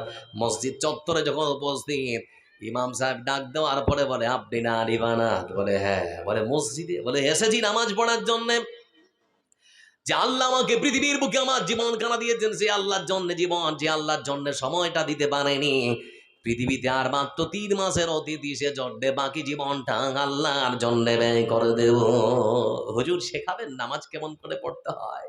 আমার বন্ধুরা আসরের নামাজে তিনি দাঁড়ালেন, নামাজ পড়লেন, দোয়া শেখানো হলো, নামাজটা কেমন করে শেখানো হয় শিখিয়ে দেওয়া হলো। এই সেই আলী বানাত বন্ধু আমার জীবনের শেষ দিকে এসে তিনি তখন চিন্তা ভাবনা করলেন, হাজার হাজার কোটি টাকার মালিক আমি, এই টাকা আমার জীবনে আমার জীবন যখন বাঁচাতে পারলো না, এই টাকা আমি আর রাখবো না।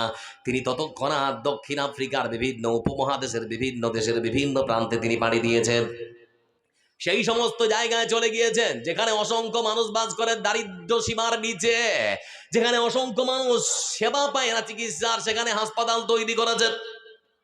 যেখানে মানুষ লেখাপড়ার সুযোগ পায় না সেখানে তিনি স্কুল তৈরি করে দিয়েছেন। যে সমস্ত বাচ্চারা জীবনে কোনোদিন জুতা পায়ে দেয়নি তাদেরকে জুতো কিনে দিয়েছেন। ঠান্ডার সময় যারা ঠান্ডার পোশাক পায় না তাদের ঠান্ডার পোশাক সুন্দর করে তৈরি করে দিয়েছেন।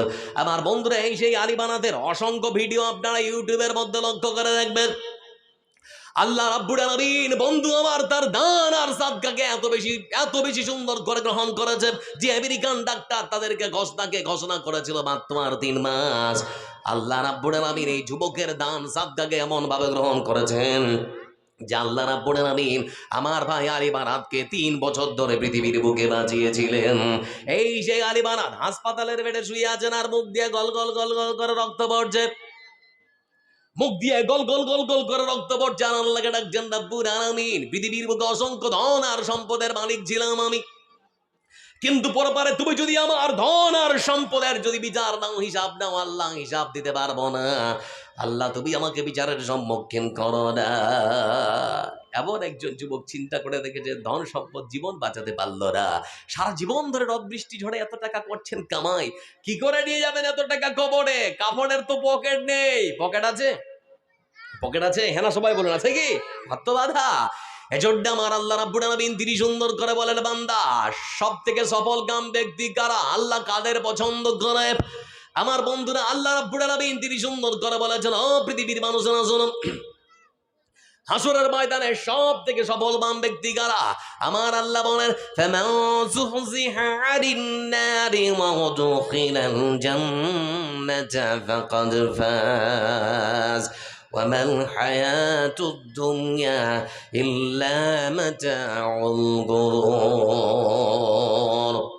এই পৃথিবী ছাড়িয়া কোথায় যাবে ভাগিয়া, এই পৃথিবী ছাড়িয়া কোথায় যাবে ভাগিয়া, মরণ তোমায় লইবে ঘিরি যতই করো বাহানা। চিন্তা করে দেখো না কবরে কি যাইবা না, যেই কবরে আল্লাহ ছাড়া সঙ্গী কেহ থাকবে না। চিন্তা করে দেখো না কবরে কি যাইবা না। দিলে ভরা অহংকার চিনো না তাই প্রভুর ঘর, দিলে ভরা অহংকার চিনো না তাই প্রভুর ঘর। নামাজের লাগিয়া কি তোর মোটেও খারাপ লাগে না, নামাজের লাগিয়া কি তোর মোটেও খারাপ লাগে না। চিন্তা করে দেখো না কবরে কি যাইবা না, যেই কবরে আল্লাহ ছাড়া সঙ্গী কেহ থাকবে না। চিন্তা করে দেখো না কবরে কি যাইবা না। লিল্লাহে তাকবীর, নারে তাকবীর। পিছনের মানুষগুলো কেউ বিজেপি করেন নাকি? আপনারা কিছুই বলছেন না। আরেকবার লিল্লাহে তাকবীর। ওরা প্রতিজ্ঞাবদ্ধ স্লোগান দিবে না। আমার বন্ধুরা বলছিলাম এই জন্য আমার আল্লাহ রাব্বুল আলামিন বললে সেই দিন হাসরের ময়দানে সব থেকে সফল কাম বান্দা কারা? শুনে না, আমার আল্লাহ রাব্বুল আলামিন তিনি সুন্দর করে ঘোষণা করেছেন তারাই হলো সব থেকে বড় সফল কাম। দুনিয়ার জীবনে যারা ভালো কাজ করেছে দুনিয়ার জীবনে রাসূলের পদাঙ্ক অনুসরণ করে যারা চলেছে, ধন ছিল বান ছিল যারা আল্লাহর রাস্তায় খরচ করেছে, পৃথিবীর বুকে যারা সৎ কাজ করেছে, ভালো আমল করেছে, ওই ভালো আমলের দরুন আল্লাহ রাব্বুল আলামিন হাসরের ময়দানে তাদেরকে জাহান্নামে নয় বরং বন্ধু আমার জাহান্নাম থেকে রক্ষা করে জান্নাতের মধ্যে যাদেরকে প্রবেশ করিয়েছেন, এরাই হচ্ছে সব থেকে সফল কাম। আমাদের একটাই লক্ষ্য উদ্দেশ্য, সবাই জান্নাতে যাব, তাই তো নাকি? আচ্ছা জান্নাতে যাবো নাকি একটু হাত তুলতে পারেন? সবাই জান্নাতে যাবো নাকি? আমরা সবাই কোথায় যাবো? জান্নাতে যাব। এজন্য আমার আল্লাহ রাব্বুল আলামিন তিনি সুন্দর করে বলেন, বান্দা সত্যি যদি জান্নাতে যাওয়ার ইচ্ছা থাকে তাহলে পরে নিজের ধন মালকে আল্লাহর রাস্তায় খরচ করো। শুনে নাও, এই দুনিয়া হচ্ছে খেল তামাশার জায়গা। এই দুনিয়াটা হলো খেল তামাশার জায়গা। ব্যাপারটা ঠিক এরকম। বন্ধু আমার, বয়সটা যখন আমাদের ছিল 6, 7, 8, 10 থেকে 12 বছর, বিকেলবেলা চাচাতো ভাই, খালাতো ভাই, মামাতো ভাই, বোনেরা, চাচাতো ভাই বোনেরা সুন্দর করে আমরা বিকেলবেলা ধুলো দিয়ে মাটি দিয়ে বাড়ি তৈরি করতাম। আপনারাও করেছেন নাকি? করতেন না? সুন্দর করে বাড়ি বানাতাম মাটির। আমার বন্ধুরা মাটি দিয়ে সুন্দর করে বাড়ি বানাতাম, গাছের পাতা ছেড়ে নিয়ে আসে, বলতাম এটা ভাত, এটা তরকারি, খা। আবার সেখানে তাদের মধ্যে বিয়েও লাগাতাম না। মাত্র 2 থেকে আড়াই ঘন্টার সময় সেই মাটির বাড়িটার মধ্যে এত ভালোবাসা জন্মে গেল। মাগরিবের আজান মসজিদ হয়, মা ডাকে বাড়ি থেকে, আয় বাড়ি আয়। বলে মা আর একটু খেলি, এখনই যাবো না। মা তখন বলে না না না, সেখানে আর থাকতে হবে না, বাড়ি আয়। মাকে তখন বলি, মা এত সুন্দর করে বাড়িটা নির্মাণ করলাম, তার মধ্যে দয়া মায়া মমতা বসে গেছে, যাওয়ার আর ইচ্ছা করে না। তারপরেও যদি কোনো সন্তান না যায়, বাড়ি থেকে মা বেরিয়ে এসে হাতটা কম করে ধরবে, টানতে টানতে বলবে, ধ্যাৎ এটা তোর বাড়ি নাকি, চল বাড়ি চল, বাড়িতে তোর থাকার জায়গা আছে, এই বাড়িতে থাকতে হয় না। আমার বন্ধুরা চিন্তা করুন, মাত্র 2 থেকে আড়াই ঘন্টার মধ্যে একটা বাড়ি তৈরি করা হলো মাটি দিয়ে, সেখান থেকে ছাড়ার আর ইচ্ছা করে না। এই পৃথিবীর বুকে মানুষেরা বাঁচবে 60 বছর, 70 বছর, খুব বেশি 100 বছর। বিশাল বড় রাজপ্রাসাদ তৈরি করেছে, বিশাল বড় বড় বাড়ি, বিশাল বড় বড় অট্টালিকা তৈরি করেছে। মৃত্যু ঘন্টা যখন বেজে যাবে, আমার আল্লাহ বলবে বাড়ি থেকে বেরিয়ে আয়। তখন যদি আল্লাহর ঘর বান্দা বলে রব্বুল আলামিন আর একটু সময় দাও, আর একটু থাকবো, আমার আল্লাহ বলবে না, সেই বাড়িতে তোর আর থাকা হবে না। তারপরেও যদি কোনো বান্দা বলে আল্লাহ আর একটু থাকবো, ততক্ষণাৎ আল্লাহ রাব্বুল আলামিন মালাকুল মাউতকে পাঠিয়ে দেবেন, আর তার শরীর থেকে সুন্দর করে রূহখানা টেনে বের করা হবে। একটা মানুষ যখনই মারা যায়, মারা যাওয়ার সঙ্গে সঙ্গে তার নাম আর পরিচয় সবকিছু বিলুপ্ত হয়ে যায়, না থাকে, সবকিছু হারিয়ে যায়। সব থেকে কি দুটো জিনিস, প্রথমত হচ্ছে নাম আর পরিচয়। আল্লাহ রাব্বুল আলামিন এজন্যই সুন্দর করে বলেছেন, বান্দারে সফল কাম যদি হতে চাও, তাহলে মনে রাখো দুনিয়াটা খের তামাশার জায়গা। ওই দুনিয়াকে কখনো তোমরা আপন বলে মনে করো না। কারণ মানুষের শরীর থেকে রূহখানা যখনই বেরিয়ে গেল, সাদা কাপড় পরিয়ে তাকে যখন কবরের দিকে নিয়ে যাওয়ার জন্য রওনা করা হচ্ছে, বন্ধু আমার লক্ষ্য করে দেখুন, রাসূলুল্লাহ সাল্লাল্লাহু আলাইহি ওয়াসাল্লাম তিনি বলেছেন, আনাস রাদিয়াল্লাহু তাআলা আনহু তিনি হাদিসটি বর্ণনা করেছেন এই মত করে, ইয়াতবাউল মাইয়িতা থালাসাতুন ফায়ারদিউ ইথনানি ওয়া ইয়াবকা ওয়াহিদুন, ইয়াতবাউহু আহলুহু ওয়া মালুহু ওয়া আমালুহু, ফায়ারজিউ আহলুহু ওয়া মালুহু ওয়া ইয়াবকা আমালুহু। রাসূলুল্লাহ সাল্লাল্লাহু আলাইহি ওয়াসাল্লাম তিনি বলেছেন, পৃথিবীর মানুষেরা ধনবান হয়েছে নাকি, টাকা আছে নাকি, পয়সা আছে নাকি, ধান আছে নাকি, গম আছে নাকি, শুনে নাও, এসব কিছু তোমার সঙ্গে যাবে না। মানুষের শরীর থেকে যখন রূহখানা বেরিয়ে যায়, ওই মানুষ থেকে যখন সাদা কাপড় পরিয়ে কবরের দিকে নিয়ে যায়, আমার রাসূল বলেছেন তার সঙ্গে যায় 3খানা জিনিস। কয়টা জিনিস যায়? 3টা। প্রথমত যায় তার মাল, দ্বিতীয়ত যায় তার আত্মীয় স্বজন, পরিবার পরিজন, তারা যারা তাকে তার জানাজায় অংশগ্রহণ করার জন্য এসেছে, তারা যায়। আমার বন্ধু তৃতীয়ত যেটা যায় সেটা হলো তার আমল। এই 3খানা জিনিস কবর পর্যন্ত যায়। কবরের মধ্যে যেই মানুষটাকে রেখে দেওয়া হয়, দুটো জিনিস ততক্ষণ তার কাছ থেকে ফিরে বাড়িতে চলে আসে, একটা মাত্র জিনিস তার কাছে থেকে যায়। রাসূলুল্লাহ সাল্লাল্লাহু আলাইহি ওয়াসাল্লাম তিনি বললেন, ওই কবরের মধ্যে রাখার সঙ্গে সঙ্গে তার আত্মীয় স্বজন, পরিবার পরিজন, তার বাবা, তার ভাই, কেউ আর কবরের পাশে দাঁড়ায় না। আমার সন্তানের কি হবে, কি অবস্থাতে থাকবে, কেউ জিজ্ঞেস করে না। ততক্ষণাৎ মানুষেরা সেখান থেকে ফিরে আসে, তার মাল যেগুলো কোদাল কিংবা ঝুড়ি আর যে সমস্ত সামান নিয়ে গিয়েছিল সেগুলো সেখান থেকে আবার নিয়ে চলে আসা হয়। শুধুমাত্র থাকে তার ভালো আমল কিংবা খারাপ আমল। এজন্য কবর নিজের পরিচয় দিতে গিয়ে বলে, ও পৃথিবীর আল্লাহর বান্দারা, আমি হচ্ছি একাকীর ঘর, আমি হচ্ছি একাকীর ঘর, অন্ধকার ঘর, কিরামাকড়ার ঘর। আমার কাছে আসার আগে হিসাব করে আসবি। আমল যদি ভালো হয় তোর সঙ্গে ব্যবহার ভালো হবে, আর আমল যদি তোর ভালো না হয় তাহলে পরে শোনে না, কবরের মধ্যেই তোর জন্য খুব কঠিন আযাব শুরু হয়ে যাবে। এজন্য কবর থেকে বাঁচার খুবই চেষ্টা করো বন্ধু। আবার লক্ষ্য করে দেখুন, পৃথিবীর বুক থেকে একটা মানুষের শরীর থেকে রূহটা বেরিয়ে গেল, ততক্ষণাৎ হারিয়ে গেল তার নাম, তার পরিচয়। পাড়া পড়োশি কিংবা পার্শ্ববর্তী গ্রাম থেকে যারা ছুটি আসে, একটা বার মানুষ তার মুখটা দেখবে বন্ধু আমার, যারা আসছে সবাই কেউ জিজ্ঞেস করে না, কোনো মানুষ বলে না অমুক ব্যক্তিটা কোথায়, নাম ধরে কেউ জিজ্ঞেস করে না। সবাই তখন জিজ্ঞেস করে লাশটা কোথায়, লাশটা কোথায়। খালি মরেছেন, এখনো কবরে রাখা হয়নি, তার মধ্যে নাম হারিয়ে গেল, আর মধ্যে আপনার পরিচয় হারিয়ে গেল, ততক্ষণে আপনাকে লাশ বলে সম্বোধন করা হচ্ছে। ভাবতে পারছেন কি করছেন বন্ধু আমার? বিশাল বড় হাজার হাজার টাকার আপনার পোশাক শরীরের মধ্যে থাকলেও খুলে নেওয়া হবে। বাজারের সব থেকে সস্তা কাপড়, সাদা কাপড় আপনার জন্য পোশাক হিসেবে সুন্দর করে তৈরি করা হবে, মাত্র 3খানা টুকরো। ওই 3খানা সাদা কাপড়ের টুকরো মিটারের কাপড় দিয়ে আপনাকে কবরের মধ্যে শুইয়ে দেওয়া হবে। আমার বন্ধুরা, এমন জায়গা যেখানে শুধুমাত্র মাটি আর মাটি, মাটি ছাড়া কিছু নেই। যে মাটি শরীরে রাখলে বারবার সাবান দিয়ে পরিষ্কার করেছেন, পরিষ্কার করার কোনো উপায় নেই, কোনো পন্থা নেই। আমার বন্ধুরা, কেউ জিজ্ঞেস করবেন, আপনি নিজেও পরিষ্কার করতে পারবেন না। পৃথিবীর বুকে আপনার সমস্ত রকমের যে চিন্তা ভাবনা সব শেষ।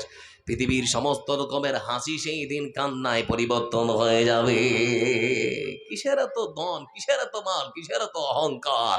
আবার বন্ধুরা, জোরে পৃথিবীর বুক থেকে বিদায় দেওয়ার পূর্ব মুহূর্তে আল্লাহ সতর্ক করছেন, বান্দা মাল দিয়েছি তো খরচ কর আমার রাস্তায়। দুটো আয়াত আপনাদের সামনে রেডি আছে, লক্ষ্য করুন। জোরে মহান শ্রদ্ধা আল্লাহ রাব্বুল আলামিন তিনি ডাক দিয়া বলেন, ও পৃথিবীর ধনবান মানুষরা শুনে নাও, আমি আল্লাহ রাব্বুল আলামিন তোমাদেরকে ধন দিয়েছি, সেই ধন দিয়ে আমার জান্নাত খানা কিনে নাও। এজন্য আল্লাহর কোরআনের আয়াত, আল্লাহ রাব্বুল আলামিন তিনি বলেন, وَأَنفِقُوا مِمَّا رَزَقْنَاكُم مِّن قَبْلِ أَن يَأْتِيَ أَحَدَكُمُ الْمَوْتُ فَيَقُولَ رَبِّ لَوْلَا أَخَّرْتَنِي إِلَىٰ أَجَلٍ قَرِيبٍ فَأَصَّدَّقَ وَأَكُن مِّنَ الصَّالِحِينَ। কইরে খালিদ, কইরে আমার, এসেছে নতুন বদল, কথা সেই দিকে বিজয়ী নবীন মুজাহিদ। এখনো কি গাইতে হবে ঘুম ভাঙানো গীত, এখনো কি গাইতে হবে ঘুম ভাঙানো গীত। মসজিদের ওই কোণে বসে তাসবিহ দেয় রে আর, তোর হাতে এখন মানায় শুধু ঝকঝকে তলোয়ার। ওই জালিমের গর্দান নিতে আয় রে মুজাহিদ। এখনো কি গাইতে হবে ঘুম ভাঙানো গীত, এখনো কি গাইতে হবে ঘুম ভাঙানো গীত। লিল্লাহে তাকবীর। এজন্য আমার আল্লাহ রাব্বুল আলামিন তিনি ডাক দিয়া বলেন, শুনে নাও, আমি আল্লাহ রাব্বুল আলামিন আমার পক্ষ থেকে তোমাদেরকে যে সম্পদ দেওয়া হয়েছে, ধান দেওয়া হয়েছে, গম দেওয়া হয়েছে, সোনা দেওয়া হয়েছে, চাঁদি দেওয়া হয়েছে, যে সম্পদ আমি আল্লাহ রাব্বুল আলামিন তোমাদেরকে দিয়েছি, সেই সম্পদ আমার রাস্তায় খরচ করো। মৃত্যু আসার পূর্বে, মৃত্যু আসার পূর্বে আমার রাস্তায় খরচ করো তোমাদের সম্পদ। কারণ হাসরের ময়দানে এক শ্রেণীর মানুষ আল্লাহর কাছে গিয়ে বলবে, রাব্বুল আলামিন আরেকবার খালি জান্নাতে, আরেকবার দুনিয়াতে পাঠিয়ে দে। কিছু মানুষ বলবে, আল্লাহ আরেকবার দুনিয়াতে পাঠিয়ে দাও, আর একবার যদি দুনিয়াতে যেতে পারি তাহলে আমার সম্পদ থেকে, ধান থেকে, গম থেকে, সোনা থেকে, চাঁদি থেকে, সহায় সম্পদ থেকে তোমার রাস্তায় খরচ করব। আর যারা দান করে তাদের দলভুক্ত আমরা হয়ে যাব। মরার পরে পৃথিবীর বুকে কোনো মানুষ ফিরে এসেছে দেখেছেন? হ্যাঁ না বলেন, দেখেছেন কি? ফিরে আসার আর কোনো উপায় নেই বন্ধু আমার। লক্ষ্য করে দেখুন, এজন্য আমার আল্লাহ রাব্বুল আলামিন তিনি ডাক দিয়া বলেন, মৃত্যু আসার পূর্বে খরচ করো আমার রাস্তায়। আর এক আয়াত আবার আমার আল্লাহ রাব্বুল আলামিন এই মতো করে বলেন, ইয়া আইয়ুহাল্লাযীনা আমানু আনফিকু মিম্মা রাযাকনাকুম মিন ক্বাবলি আন ইয়াতিয়া ইয়াওমুন লা বাইউন ফীহি ওয়ালা খুল্লাতুন ওয়ালা শাফাআহ। আল্লাহ রাব্বুল আলামিন তিনি আমার বলেন, হে মানুষেরা, তোমরা যদি মনে করো এই ধন সম্পদকে আল্লাহ রাস্তায় ঠিক মতো যদি খরচ না করি, তাহলে পরে আল্লাহর কাছে দাঁড়িয়ে আমাদেরকে জবাব দিতে হবে, এই ভয় যদি থাকে, তাহলে পরে শুনে নাও, সেই দিন আসার পূর্বে আমার রাস্তায় খরচ করো। কোন দিন? আমার আল্লাহ রাব্বুল আলামিন বলেন সেই দিন, তার মানে পরকালের কথা বলা হচ্ছে বন্ধু আমার। সেই দিন হাসরের ময়দানে পৃথিবীর বুকে যে মানুষ যত পাপ করবে তার শরীর থেকে তত পরিমাণ ঘাম ঝরবে। এই পাপের দরুন এত পরিমাণ ঘাম ঝরবে বন্ধু আমার, শরীর থেকে কিছু মানুষের ঘাম ঝরবে, সে মানুষটা টাকটু পর্যন্ত, কেউ আবার হাঁটু পর্যন্ত, কেউ কোমর পর্যন্ত, কেউ বুক পর্যন্ত, কেউ আবার নিজের ঘামের মধ্য দিয়ে সেই দিন হাসুরের ময়দানে আবার সাঁতার কাটবে।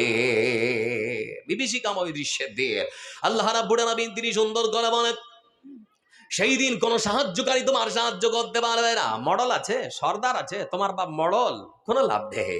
আমার বন্ধুরা, তোমার বাপ যদি দেশের রাষ্ট্রপ্রধান হয়, স্বরাষ্ট্রমন্ত্রী হয়, তারপরও সুপারিশ গ্রহণ করা হবে নাকি? হবে না। আমার বন্ধুরা, আমার আল্লাহ রাব্বুল আলামিন তিনি ডাক দিয়া বলেন, হাজার হাজার কোটি টাকার মালিক যদি হয়ে যাও, পৃথিবীর সব থেকে একবারে বড় ধনী, এমন করি আদানি গ্রুপের যদি তুমি মালিক হয়ে যাও, কর্ণধার হয়ে যাও, তারপরে শুনে নাও, সেই দিন তোমার সম্পদ আল্লাহর কাছে দিয়ে তুমি যে জান্নাত কিনবে, এই পন্থা আর তোমার কাছে বেঁচে থাকবে না। এই জন্য আল্লাহ বলছেন, ধন দিয়েছি তো, তাহলে আমার ধনগুলোকে আমার রাস্তায় খরচ কর, সেই দিন আসার পূর্বে। আর একটা আয়াত আবার বলছেন, মরণ আসার পূর্বে। আমার দিকে একটু চেয়ে থাকুন, আর মাত্র 5টা মিনিট।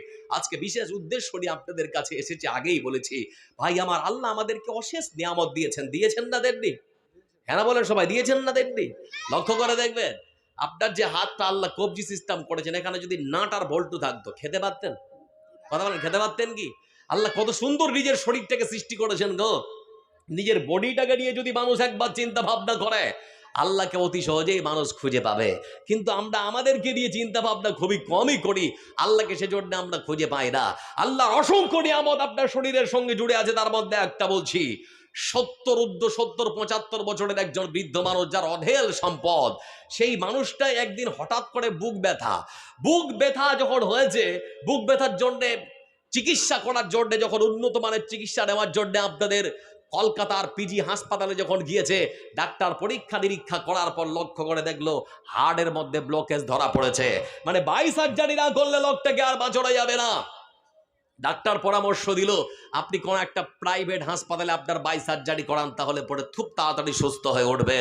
আমার বন্ধুরা, কলকাতার মাটিতে বিখ্যাত এক হাসপাতালে এডমিট হওয়ার পর রাতের অন্ধকারে তাকে অপারেশন থিয়েটারে ওটির মধ্যে প্রবেশ করানো হচ্ছে।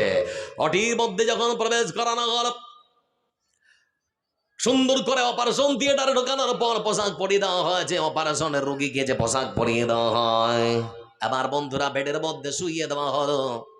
শুইয়ে দেওয়ার পর তাকে ইঞ্জেকশন দেওয়া হলো, অচেতন করে দেওয়া হয়েছে। দীর্ঘ 2.5 ঘন্টা ধরে তার হার্টের সার্জারি করা হলো। বন্ধু আমার, 3 দিন পর সেই মানুষটাকে যখন, বৃদ্ধ মানুষটাকে যখন ছাড়া হচ্ছে হাসপাতাল থেকে, 8 লক্ষ টাকার বিশাল একখানা চেক তার হাতে ধরিয়ে দেওয়া হয়েছে। কত লাখ টাকার? 8 লাখ টাকার চেক ধরিয়ে দেওয়া হয়েছে। আমার বৃদ্ধ বাবজি তখন একবার চেকের দিকে তাকায়, আর একবার আকাশের দিকে তাকায়।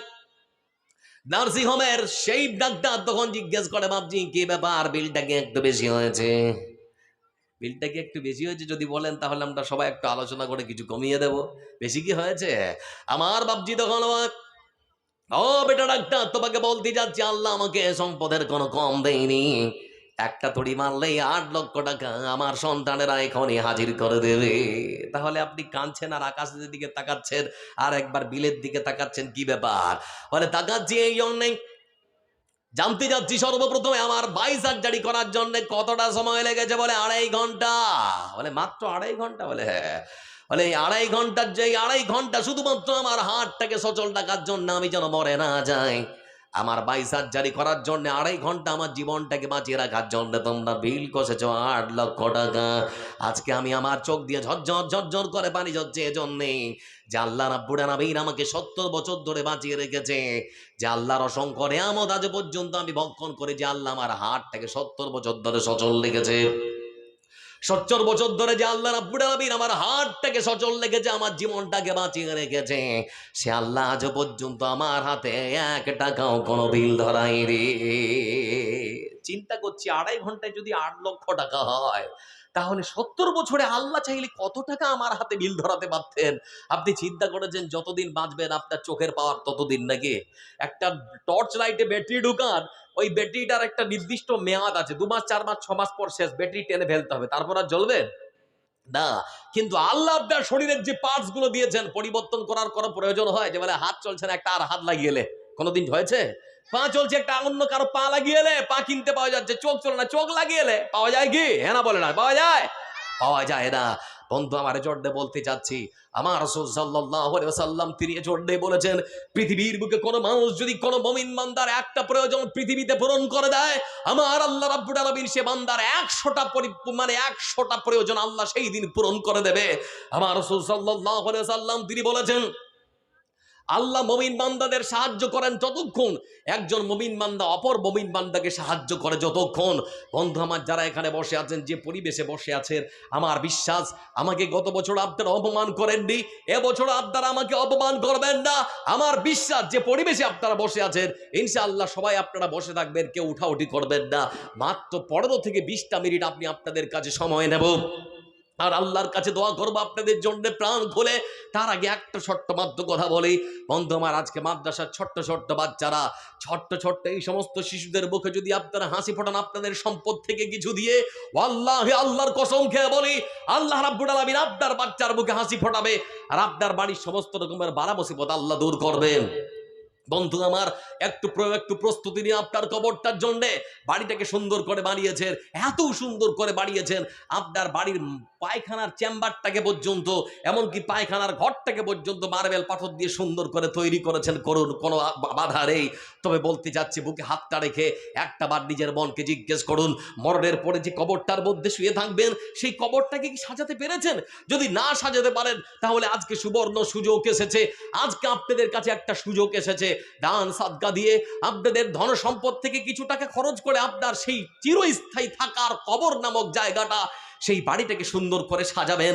বন্ধু আমার পৃথিবীতে কেউ চিরদিন থাকতে আসেনি। ফেসবুক পেজে একটা বন্ধু আমার ছবি পোস্ট করেছে, একটা ছবিটা নিয়ে 5 মিনিট ধরে চিন্তা করছে, আল্লাহ পৃথিবীতে আমরা কি করতে এসেছি। বন্ধু আমার তার বাবা মৃত্যুবরণ করেছে, তার বাবার নিথর দেহটা পড়ে রয়েছে, পরনে সাদা কাপড়, খাটের মধ্যে শুইয়ে রেখেছে, এখনই ঘাড়ে করে কাঁধে করে তাকে কবরের মধ্যে শুইয়ে রেখে আসবে। তার মধ্যেই দেখলাম আকাশ থেকে ঝমঝম ঝমঝম করে বৃষ্টি। আমার বন্ধুরা যে যার মতো করে খাটলিটা ছেড়ে কেউ বারান্দায়, কেউ ঘরের মধ্যে লুকিয়ে পড়লো, আর ওই আকাশের বৃষ্টি তার বাবার পুরো দেহটা সাদা কাপড় সহ ভিজে থুপ হয়ে গেল। আমি তখন মনে মনে চিন্তা করলাম, রব্বুল আলামিন, যে বাবা তার পরিবারের জন্য, যে বাবা তার নিজের সন্তানের জন্য মুখে হাসি ফোটাবার জন্য, খাবার তুলে দেওয়ার জন্য দিন রাত হাড় ভাঙা পরিশ্রম করে, সেই বাবার মরা দেহটা এখনো কবরে রাখা হয়নি, তারপরেও ছেলে মূল্যায়ন করলো না, তারপরেও নিজের স্ত্রী পর্যন্ত মূল্যায়ন করলো না। হে আল্লাহ, কার জন্য এই পৃথিবীতে আমরা বেঁচে আছি? বন্ধু আমার, কোনো জিনিস আপনার সঙ্গে যাবে না, আজকের দান আপনার সঙ্গে যাবে শুধুমাত্র কবরে। এজন্য যারা বসে আছেন ভাই আমার, যারা আছেন উপস্থিত, আপনাদের কাছে করজোড়ে নিবেদন করছি, একটা করে 1000 টাকা 30 জন, 5টা করে 1000 টাকা অন্তত দেবেন 10 জন, অন্তত 10 জন 5টা করে 1000 টাকা দিন।